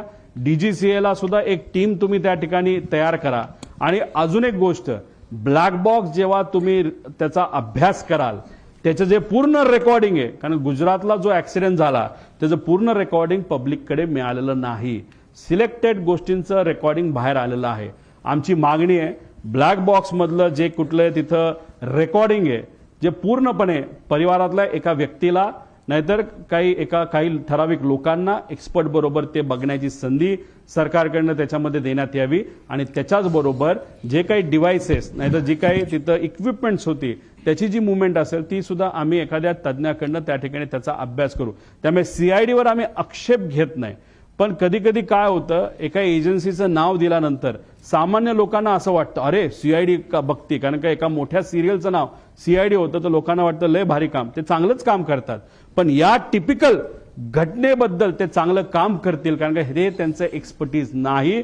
म्हणून जे एक्सपर्ट आहेत, डॉक्टर जर हृदयाचा असेल तर हृदयाच्याच डॉक्टरकडे जावं लागतं, डोळ्याच्या डॉक्टरकडे जाऊन चालत नाही असं आमचं मत आहे. गेल्या 10 दिवसामध्ये तुम्ही सांगितल्याप्रमाणे गेल्या 10 दिवसामध्ये फक्त सीसीटीव्ही चेक करतायत, ते सुद्धा एअरपोर्टवरचे. त्यामुळे कुठेतरी सरकार सुद्धा या चौकशीच्या घेऱ्यामध्ये आहे की या सगळ्या जी दुर्घटना झालेली आहे त्या दुर्घटनेमध्ये सरकार सुद्धा चौकशी पूर्णपणे लवकरात लवकर करावी याच्यापासून दूर पळतंय. कुठेतरी काही प्रमाणात राजकीय दृष्टिकोनातून नाही पण व्यावहारिक दृष्टिकोनातून कंपनीकडनं काय गोष्टी दाबण्यात येतात असं आमचं त्याच्यामध्ये मत आहे. सीसीटीव्ही फुटेज मुंबई एअरपोर्टचं अजूनपर्यंत घेतलं असं मला वाटत नाही. त्यांनी कुठलं एअरपोर्टचं घेतलं तर बारामती एअरपोर्टचं घेतलेलं आहे. अतिशय स्लो पद्धतीचा इन्व्हेस्टिगेशन हे दुर्दैवाने आता चालू आहे असं आपल्याला म्हणावं लागेल. आतापर्यंत बऱ्यापैकी कन्क्लुजन व्हायला पाहिजे होतं. महाराष्ट्राचा या देशातलं सगळ्यात प्रगतिशील राज्य, त्याचा उपमुख्यमंत्री, या राज्यातला सर्वात जे काही प्रमुख 3 मोठे नेते असतील त्यातला एक नेता हा एका अपघातात त्या ठिकाणी मृत्युमुखी पडतो. आणि त्याच्या बाबतीत तुम्ही काहीच जर तिथं इन्व्हेस्टिगेशन करत नसाल नाही तर संत गतीने करत असाल तर असं थोडंसं दिसतं की या इन्व्हेस्टिगेशनमध्ये काही लोकांना कदाचित रसच नाही. म्हणून अशी गोष्ट दिसू नये. मॅन्युप्युलेशन होण्यापूर्वी आणि मॅनेज होण्यापूर्वी इन्व्हेस्टिगेशन पूर्ण झालं पाहिजे. 2023 सारखं जर झालं तर हे फार घातक ठरेल. दुसरी गोष्ट, व्हीएसआरचे सगळे कॉन्ट्रॅक्ट कॅन्सल करण्यात यावे. अजून सुद्धा व्हीआयपी त्यांच्याच विमानाने तिथे ट्रॅव्हल करतायत, त्यांच्या सुद्धा जीवाला धोका हा होऊ शकतो. त्यामुळे त्याच्या सगळ्या सर्व्हिसेस तुम्ही कॅन्सल करा आणि सगळ्या लोकांना तुम्ही ताब्यात घेऊन प्रॉपर इन्व्हेस्टिगेशन करा असं आमचं मत आहे.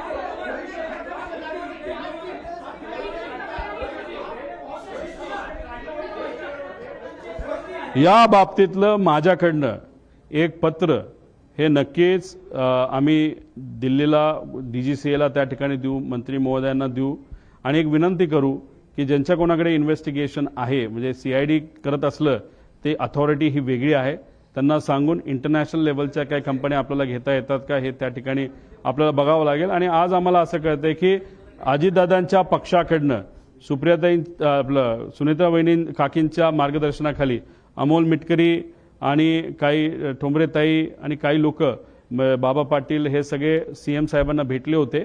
एक त्यांनी तिथं पत्र दिलंय, म्हणजे त्यांच्याच पक्षातल्या काही आमदारांना आणि कार्यकर्त्यांना आणि पदाधिकाऱ्यांना शंका या बाबतीतली आम्हाला सुद्धा तशीच शंका आहे. त्यामुळे इन्व्हेस्टिगेशन प्रॉपर व्हावं यासाठी योग्य त्या अथॉरिटीला आम्ही सुद्धा पत्र देऊ.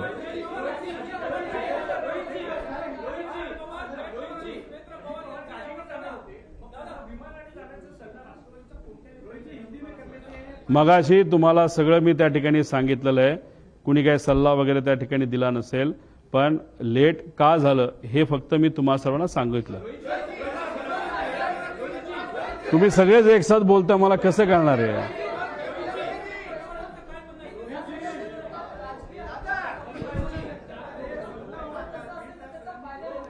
या विषयाचं मला कुठेही राजकारण तिथं करायचं नाही. मी कुठंच काय तिथं बोलत नाही की कुठल्या राजकीय पक्षाचा याच्यामध्ये इन्व्हॉल्वमेंट आहे. याच्यामध्ये नक्कीच घात झाला एवढं मात्र त्या ठिकाणी मी म्हणतो. कसं झालं, का झालं, कोणामुळे झालं, काय झालं हे लोकांसमोर आलं पाहिजे आणि इन्व्हेस्टिगेशन ही प्रॉपर त्या ठिकाणी झाली पाहिजे. एवढंच या प्रेझेंटेशनच्या माध्यमातून मी सांगण्याचा प्रयत्न करतो. मराठीचे शेवटचे 2 प्रश्न घ्या, म्हणजे मी हिंदीत बोलतो. दोन मराठी.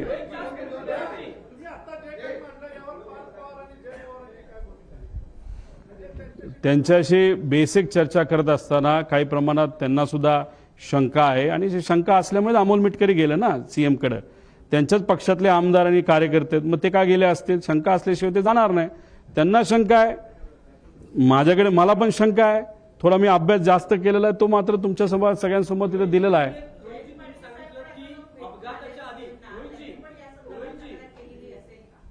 नाही, या बाबतीतलं मला काय माहीत नाही, कारण मी अजून कोणाच्याच संपर्कात नाही. तुम्ही सर्वजण अभ्यासू पत्रकार असल्यामुळे चांगलं प्रेझेंटेशन व्हावं यासाठी मी प्रेझेंटेशनकडेच जास्त लक्ष देऊन होतो.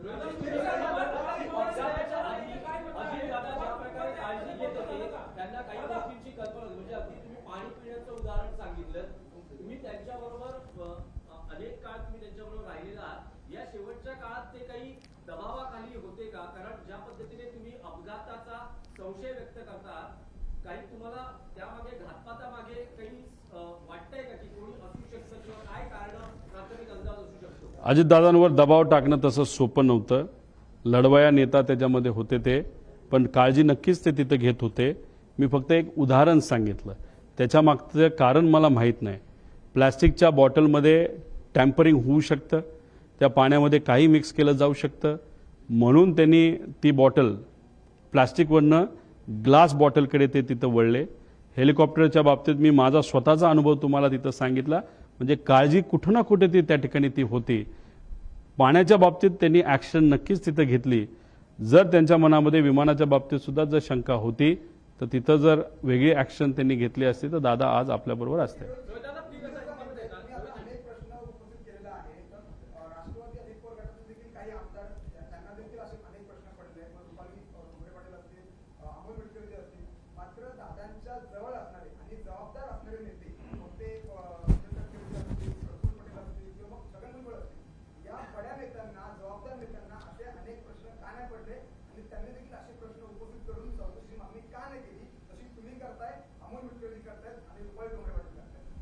त्या सर्व नेत्यांना जी कुठली सत्ता आज आपली आहे या राज्यामध्ये ती मेंटेन करण्यासाठी ती सत्ता तशीच राहावी यासाठी त्या पक्षाचे प्रमुख नेते म्हणून त्यांना कदाचित ती गोष्ट थोडीशी जास्त महत्त्वाची वाटली असावी.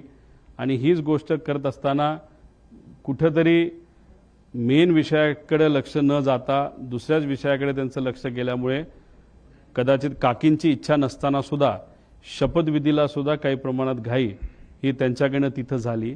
सगळ्यांच्या प्रायोरिटी आणि महत्त्वाच्या गोष्टी वेगळ्या असतात. आम्ही आज दुःखात आहोत.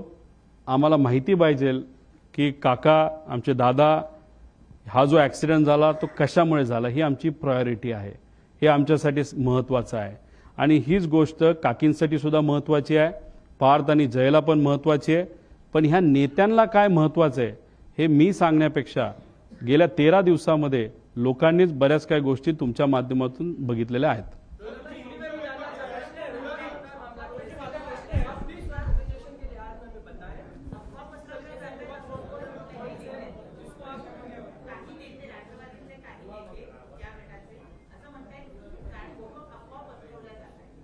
रोहित पवार एवढ्या मोठ्या कॅमेराच्या संख्येसमोर आणि एवढ्या अभ्यासू मराठी पत्रकारांच्या समोर प्रेझेंटेशनच्या माध्यमातून काही गोष्टी जर पुढे त्या ठिकाणी सांगत असतील तर ह्याला अफवा म्हणत नाही, ह्याला रोकटोक प्रेस कॉन्फरन्स त्या ठिकाणी म्हणतात. आणि त्यांच्यात आणि आमच्यात हाच फरक आहे. ते काय काय म्हणे ना, आम्हाला काही घेणं देणं नाही. ते जे कुठले नेते असतील 4-5 त्यांचा पक्षच वेगळा आहे आणि आमचा पक्ष वेगळा आहे. काका मात्र आमचे त्या ठिकाणी गेलेले आहेत. त्यामुळे काकांच्या बाबतीत काय घडलं हे मला तरी माहिती पाहिजे. त्यांना माहिती नको असेल तर तो त्यांचा विषय आहे.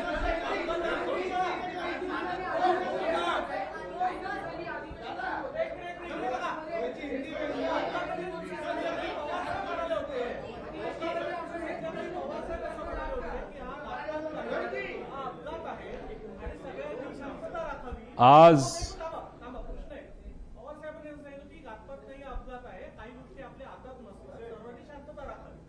तर पवार साहेबांच्या म्हणण्यापासून वेगळा असं तुम्ही अभ्यास केला म्हणून हे म्हणणं झालंय का? नंबर 1. नंबर 2, तुम्ही जसं आता सांगितलं की जय आणि पास याची प्राथमिक चर्चा झाली. हे जे काही प्रेझेंटेशन तुम्ही केलं ते पवार साहेबांना दाखवलं आहे का?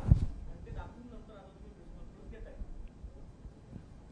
साहेबांनी जे कुठलं स्टेटमेंट त्या ठिकाणी दिलं ते 28 तारखेला माझ्या अंदाजाने 12-1च्या दरम्यान तिथे दिलं असेल. काय असेल ते म्हणजे 6-7 तास झाले होते. मी 13 दिवसानंतर बोलतोय. 6 तासामध्ये आपल्याला किती कळतं आणि अंदाज काय असतात. आणि दुसऱ्या दिवशी लाखो लोक हे बारामतीमध्ये तिथे येणार होते.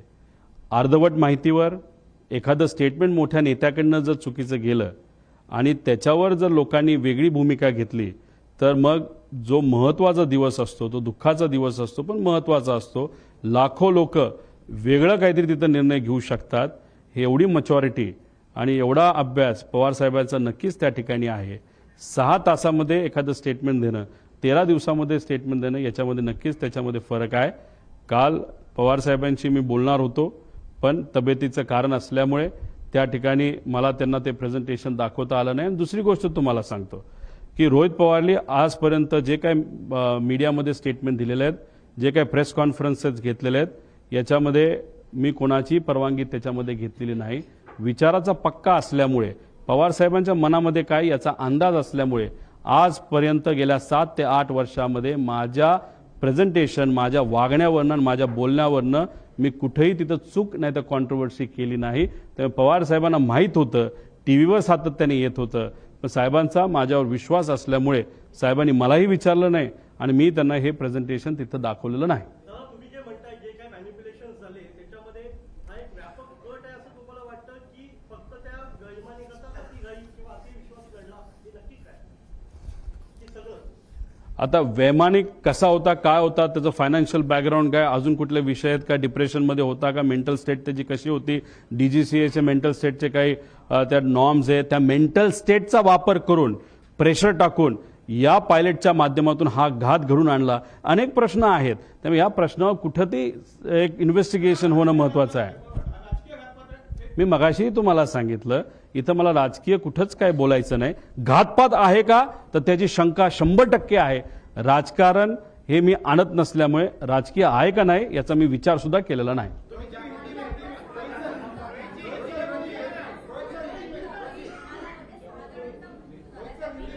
तो 6चा जो आकडा होता तो चुकीचा होता. त्याच्यामध्ये कॅल्क्युलेशनमध्ये चूक झाली. तो जो मेन रिपोर्ट असतो की किती लोक त्या विमानामध्ये आहे तो रिपोर्ट आमच्याकडे आहे. त्यामुळे उगाच दाखवायचं प्रेझेंटेशन लांबवायचं म्हणून नको त्या गोष्टी याच्यामध्ये दिलेल्या नाहीत. त्यामुळे त्या 6च्या आकड्याला कुठंच काही महत्त्व नाही.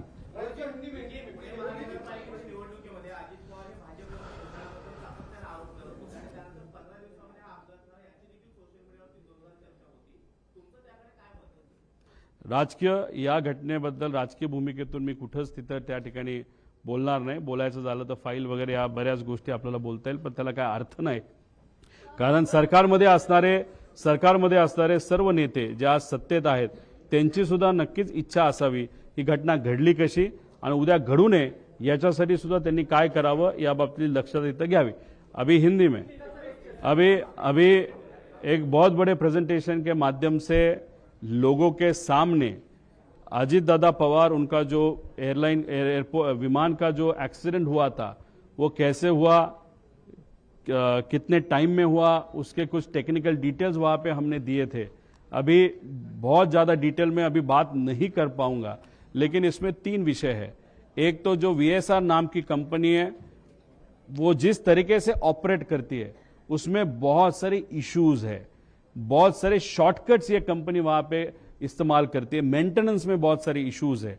तो हमें ये विषय में इन्वेस्टिगेशन करते वक्त VSR इस कंपनी को प्रॉपरली इन्वेस्टिगेट करने की जरूरत है। यूरोपियन जो एविएशन एक एजेंसी है, उन्होंने VSR को बैन किया है। उनका जो भी ऑपरेटिंग लाइसेंस है यूरोप का, वो कैंसिल किया गया है और उस तरीके का नोटिस DGCA को भी दिया है। ये कब के एक्सीडेंट के लिए? 2023 के एक्सीडेंट के लिए। लेकिन अभी तक DGCA ने कोई भी वहां पे एक्शन नहीं ली और VSR के माध्यम से भी अभी तक यूरोपियन एजेंसी को इंफॉर्मेशन दी नहीं गई। और 2023 में जो मुंबई में एक्सीडेंट हुआ था और दादा का जो एक्सीडेंट हुआ था, वो सेम कंपनी के प्लेन थे। और जैसे कि बम्बार्डियर, लेयरजेट, शायद थोड़ा सा साइज में फर्क हो सकता है, लेकिन ऑपरेटर कौन था? तो वो VSR ही वो ऑपरेटर था। अभी मुंबई में जो एक्सीडेंट वहां पे हुआ, उसकी इंफॉर्मेशन और उसका इन्वेस्टिगेशन 2 साल तक अभी तक पूरा नहीं हुआ। अभी हमारी सरकार को विनती है कि वो इन्वेस्टिगेशन इमीडिएटली वहां पे बाहर आना इंपॉर्टेंट है। अजीत दादा का इन्वेस्टिगेशन भी जल्दी से जल्दी होना बहुत इंपॉर्टेंट है। 2023 का इन्वेस्टिगेशन अगर बहुत जल्दी होता था, उसमें से अगर त्रुटि या जो फ्लॉज है वो बाहर आते, तो शायद अजीत दादा का ये एक्सीडेंट नहीं होता था। वहां पे जो नेग्लिजेंस हुआ, इन्वेस्टिगेशन में जो नेग्लिजेंस हुआ, इसके कारण भी ये एक्सीडेंट हो सकता है। दूसरी बात, कपूर नाम के जो पायलट थे, जो मेन पायलट थे, उनके एक्सपीरियंस के बारे में, वो भी लेयर जेट एक्सपीरियंस के बारे में, उनका अगर अनुभव आप देखो, वहां पे अगर जो अल्कोहलिज्म का अनुभव है, उसके लिए बहुत सारे प्रूफ है। 3 साल उनका लाइसेंस, फ्लाइंग लाइसेंस वहां पे कैंसिल हुआ था, उनके बारे में बहुत सारी इंफॉर्मेशन। और जो VSR कंपनी का जो इंटरनल एक इंपॉर्टेंट ग्रुप है व्हाट्सएप का, उसमें से बहुत सारी ऐसी इंफॉर्मेशन मैंने आपके सामने लाई, जहां पे VK सिंह जो खुद मालिक है, वहां पे वहां कपूर जी को, या जो कपूर है या जो और बाकी पायलट्स है, वो कैसे दारू पीते हैं, कैसे मस्ती करते हैं, उसके बारे में कुछ इंफॉर्मेशन आप सबको वहां पे दी थी। दूसरी बात, जो PIB पे इंफॉर्मेशन आप सबको प्रेस ब्यूरो पे, इंडिया ब्यूरो पे जो इंफॉर्मेशन वहां पे आई है, वो इंफॉर्मेशन DGCA ने वहां पे दी है। लेकिन अगर ATC का ट्रांसक्रिप्ट आप देखो, तो टाइमिंग में बहुत बड़ा फर्क वहां पे दिख रहा है। इसलिए इन्वेस्टिगेशन जो हो रहा है, उसमें प्रॉपर इन्वेस्टिगेशन नहीं हो रहा, ऐसे हम सबका कहना है। बारामती में सामने और पीछे एक ही जो लैंडिंग स्ट्रिप है, एक साइड को जो ऊंची है उसको 11 नंबर कहा जाता है, और जो फ्लैट है उसको 29 नंबर कहा जाता है। शुरुआत में ये जो विमान है जो अजीत दादा को लेके वहां पे जा रहा था, उन्होंने 29 नंबर का साइड वहां पे ATC से परमिशन मांगी थी। वहां पे आगे सन भी नहीं था और फ्लैट लैंड था, वो लैंड हो सकते थे, लेकिन अचानक से उन्होंने 11 का लैंडिंग वहां पे मांगा, फिर उन्होंने टर्न अराउंड लिया, वापस 29 का मांगा, वापस कैंसिल किया, वापस 11 का वहां पे मांगा। वहां पे अनफॉर्चुनेटली थोड़ा सा हायर सेक्शन होने के कारण वहां पे एक्सीडेंट हुआ था। दूसरी बात, जो अगर ट्रांसक्रिप्ट आप देखो जो ATS का है, उसमें टाइमिंग और उसमें जो भी वहां पे बताया गया है, उसका अगर कैलकुलेशन अगर आप करो, और जो सैटेलाइट से ये प्लेन कनेक्ट होता है, उसका ट्रांसपॉन्डर 1 मिनट पहले बंद किया गया था। तो 1 मिनट पहले तक प्लेन की हाइट, स्पीड, लेंथ और उसका alignment to the landing strip was okay. But 1 minute में ऐसा क्या हो गया कि ट्रांसपॉन्डर बंद किया गया, और उस 1 मिनट में ये प्लेन शायद बहुत नीचे आया था और वो घटना वहां पे घटी। वो स्टॉल क्यों हुआ, उसके बहुत सारे अलग अलग कारण है, लेकिन उसमें से एक कारण ये मैनुअल इंटरवेंशन, वो भी वहां पे हो सकता है। ये सबको देखने के बाद, वो जो भी ट्रांसक्रिप्ट पढ़ने के बाद, सुनने के बाद, हम सबको ऐसे थोड़ा सा लगता है कि ये जो पायलट है, उनको अल्कोहलिज्म का थोड़ा सा गलत अनुभव उनका था। इंफॉर्मेशन उसके बारे में बहुत सारी है, और उसी के साथ जो ट्रांसक्रिप्ट में पाठक मैम जो है, जो वैमानिक को पायलट है, उनका आवाज आ रहा है, लेकिन कॉकपिट में और किसी का आवाज वहां पे PTT के माध्यम से वहां पे सुनाई नहीं दे रहा। तो उसमें वो पायलट क्यों नहीं बात कर रहा? और एंड का अगर संभाषण अगर आप देखो या कॉन्वर्सेशन आप देखो तो पाठक मैम वहां पे ओ शिट मतलब जनरली मेरे मेरे बोला जाता है ओ शिट, क्योंकि जब आपको डेथ आपके सामने दिखती है तब आपका दिमाग नहीं चलता, आपके मन में जो है वो बाहर आता है। ऐसे वो कॉमन मैन की तरह वो जो पाठक मैम है उनके माध्यम से वो आवाज तो निकला, लेकिन हमारे मेन पायलट जो थे उनके माध्यम से एक भी आवाज वहां पे नहीं आई। ऐसे बहुत सारे प्रश्न इस प्रेजेंटेशन के माध्यम से 1 घंटा प्रेजेंटेशन चला।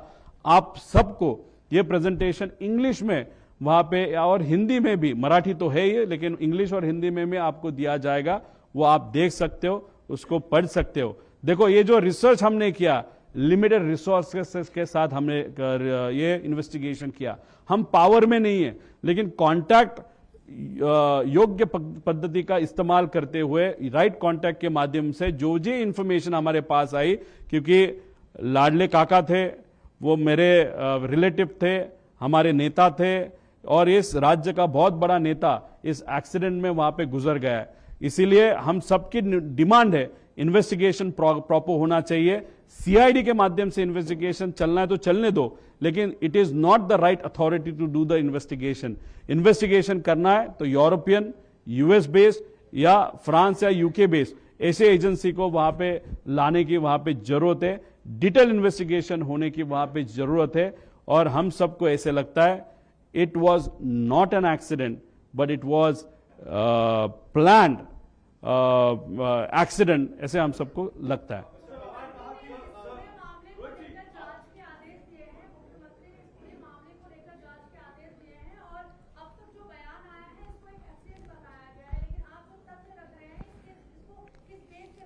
मैडम अगर मुझे हार्ट में पेन हो रहा है, चेस्ट में पेन हो रहा है, तो मैं हार्ट के डॉक्टर के पास जाऊंगा, मैं आंखों के डॉक्टर के पास नहीं जाऊंगा। महाराष्ट्र सरकार ने जो इन्वेस्टिगेशन एजेंसी वहां पे दी है वो सीआईडी दी है। सीआईडी को प्लेन के बारे में क्या मालूम है? सीआईडी को प्लेन के टेक्निकल डेटा के बारे में क्या मालूम है? अगर दिल्ली में कुछ विषय है, उसका ऑफिस दिल्ली में वीएसआर का, तो दिल्ली में सीआईडी जा सकती है क्या? तो हम सबका कहना है कि सिर्फ सीआईडी देने के लिए मत दो, टेक्निकल प्रॉपर इन्वेस्टिगेशन एजेंसी होने की जरूरत है। आप डीजीसीए के माध्यम से इन्वेस्टिगेशन करो, लेकिन हम सबकी मांगनी है फ्रांस, यूके या यूएस बेस्ड जिसके नाम मैंने वहां पे दिए थे उनके माध्यम से भी ये इन्वेस्टिगेशन होना चाहिए।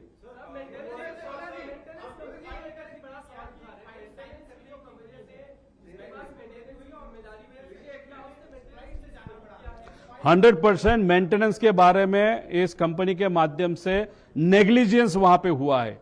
इस कंट्री में सिर्फ 2 एमआरओज है और एक थर्ड एमआरओ जो है वो प्राइवेटली इस कंपनी का एमआरओ वहां पे था। अभी ये एमआरओ में कौन काम कर रहा था, ये जो वीएसआर है, लेकिन ये सिर्फ खुद के लिए ये एमआरओ इस्तेमाल करते थे। इसलिए वो मेंटेनेंस का क्वालिटी स्टाफ, ये स्टाफ कहां से आया है, कहां पे काम किया, क्या अनुभव है, ये सब कुछ जानने की जरूरत है। इसलिए ये पूरा जो चेन है, क्वालिटी का भी, पायलट का भी, और जो एक्स अधिकारी या पायलट इस कंपनी में जो काम करते थे उनको भी इन्वेस्टिगेट करके उनसे भी इंफॉर्मेशन निकालने की जरूरत है।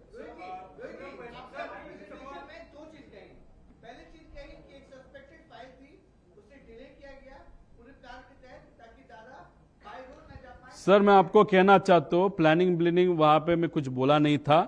मेरा कहना इतना ही है, अगर दादा का प्रेफरेंस अगर आप देखो तो उनका प्रेफरेंस रोड ट्रैवल होता है।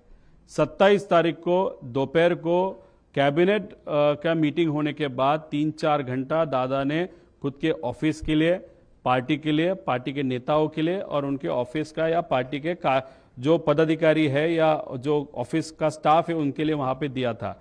अभी अगर 5 तक 5:30 तक जैसे प्लान मीटिंग्स थे, वो मीटिंग्स अगर होती थी तो दादा गाड़ी से पूना तक और पूना दूसरे दिन 28 को सुबह पूना से बारामती तक वहां पे पहुंच सकते थे। डिले किसके कारण हुआ वो इंफॉर्मेशन मैंने आप सबको दी। It is just an information, that is not an allegation, please note.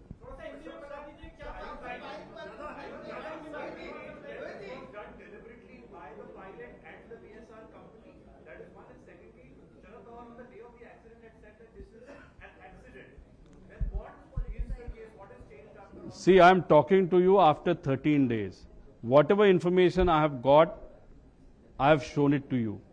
I have not kept anything secret. I have shown everything to you. When Pawar Saab commented, he commented 6 to 7 hours after the accident. Till then, no information was there with him.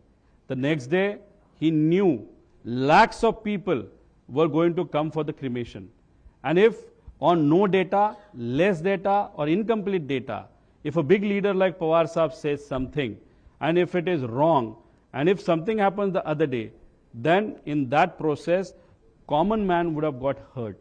So looking at that, he must have stated that, and after 13 days, after going through all the papers and information what I have got, though I am not in power, but whatever information I have got, I have presented in front of you. I got little better time, but if I have got little more time, I may go in detail and get more information. But I am requesting the state government and the central government that you are in power, you have got all the resources. Please, before the papers get manipulated, you do the investigation. Yes, I am doubting VSR as the company, Arrow as the company, and looking at the history of the pilot. If you look at the interaction on the WhatsApp of the private group of that particular company, if you look at it, definitely looking at the past, you can doubt the pilot himself. The main pilot himself, I am not talking about the co-pilot, I am talking about the main pilot. Rohit ji, आप बोले कि बहुत सारे सवाल इसमें आपने doubt पैदा KIA, क्या मोटिव हो सकते हैं, कौन इसके पीछे हो सकता है, क्यों आपको डाउट हो रहा है ये सब?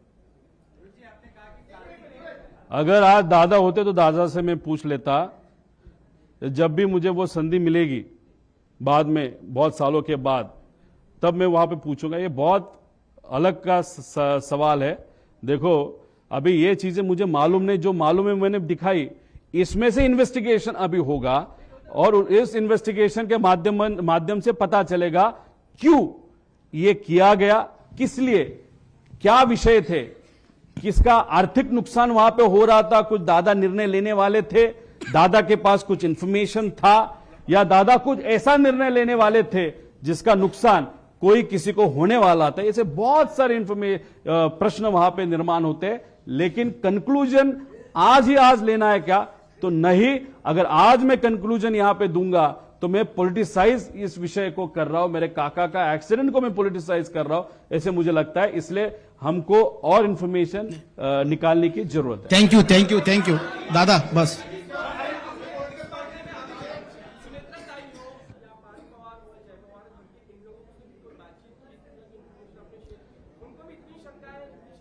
देखो, आज अमोल मिटकरी, बाबा पाटिल, फिर ठोमरे ताई और कुछ उनके जो पदाधिकारी, मुझे अमोल मिटकरी तो आमदार है, वो हमारे पक्ष के आमदार नहीं है, वो अजीत दादा के पक्ष के आमदार है। वो खुद मुख्यमंत्री साहब के यहाँ पे गए थे।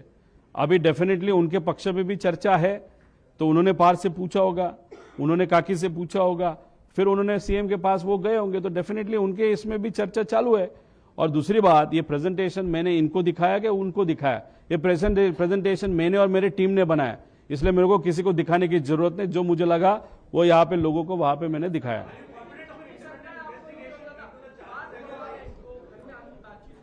जब भी वहां पे उनके साथ बातचीत हुई थी, थोड़े टाइम के लिए वहां पे हुई थी, उनके मन में भी इस बारे में थोड़ी शंका है, और उसके कारण ही उन्होंने उनके टीम के जो अमोल मिटकरी उनको बोला होगा कि जाके सीएम साहब से तू मिल ले। मैं अलग पार्टी का अलग कार्यकर्ता हूं, लेकिन काका तो मेरे भी थे, अंकल मेरे भी थे, इसलिए मुझे तो डाउट है ये प्रेजेंटेशन के माध्यम से जो आज तक आपके सामने नहीं आया, वो मैं लाने की कोशिश वहां पे किया हूं। See, I am definitely confident that the state government and the central government would appoint an independent agency, that too from the agencies which I have suggested, because the state government and the central government, they also want the actual investigation should happen.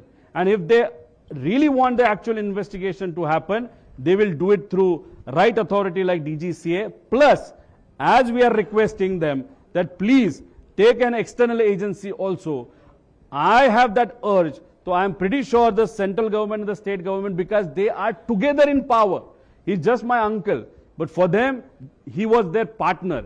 So for partners' benefit and to find out who actually did it and what exactly happened, they will definitely agree to my request. That is what I feel.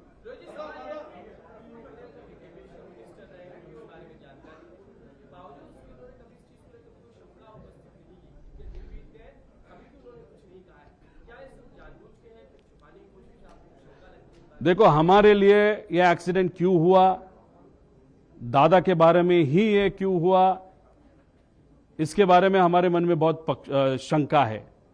ये हमारी priority है और इस priority के लिए हमने खुद वहां पे investigation की है. अलग अलग लोगों की अलग अलग प्रायोरिटी होती है. इन्वेस्टिगेशन शायद उनकी प्रायोरिटी नहीं होगी, उनके लिए सत्ता में रहना वो प्रायोरिटी रहेगी. इसलिए उन्होंने जल्दी से जल्दी शपथ विधि, वो सुनेत्रा काकी को इच्छा न होते हुए भी जल्दी से जल्दी शपथ विधि कैसे हुए उसके लिए उन्होंने वहां पे प्रयत्न किया. अगर उनके इतने कांटेक्ट है, वो इतना, अगर वो पहले एविएशन मिनिस्ट्री वहां पे रहे, एमआरओ उनका खुद का है या उनके पार्टनरशिप है, मतलब मेंटेनेंस कैसे होता है वो उनको मालूम है, और वो दादा के दोस्त थे, दादा के साथ वो रहे हैं, तो उन्होंने मेरे जगह पे प्रेजेंटेशन करने की जरूरत थी. लेकिन टटकरे साहब और पटेल साहब उन्होंने वो क्यों नहीं किया वो मुझे नहीं मालूम.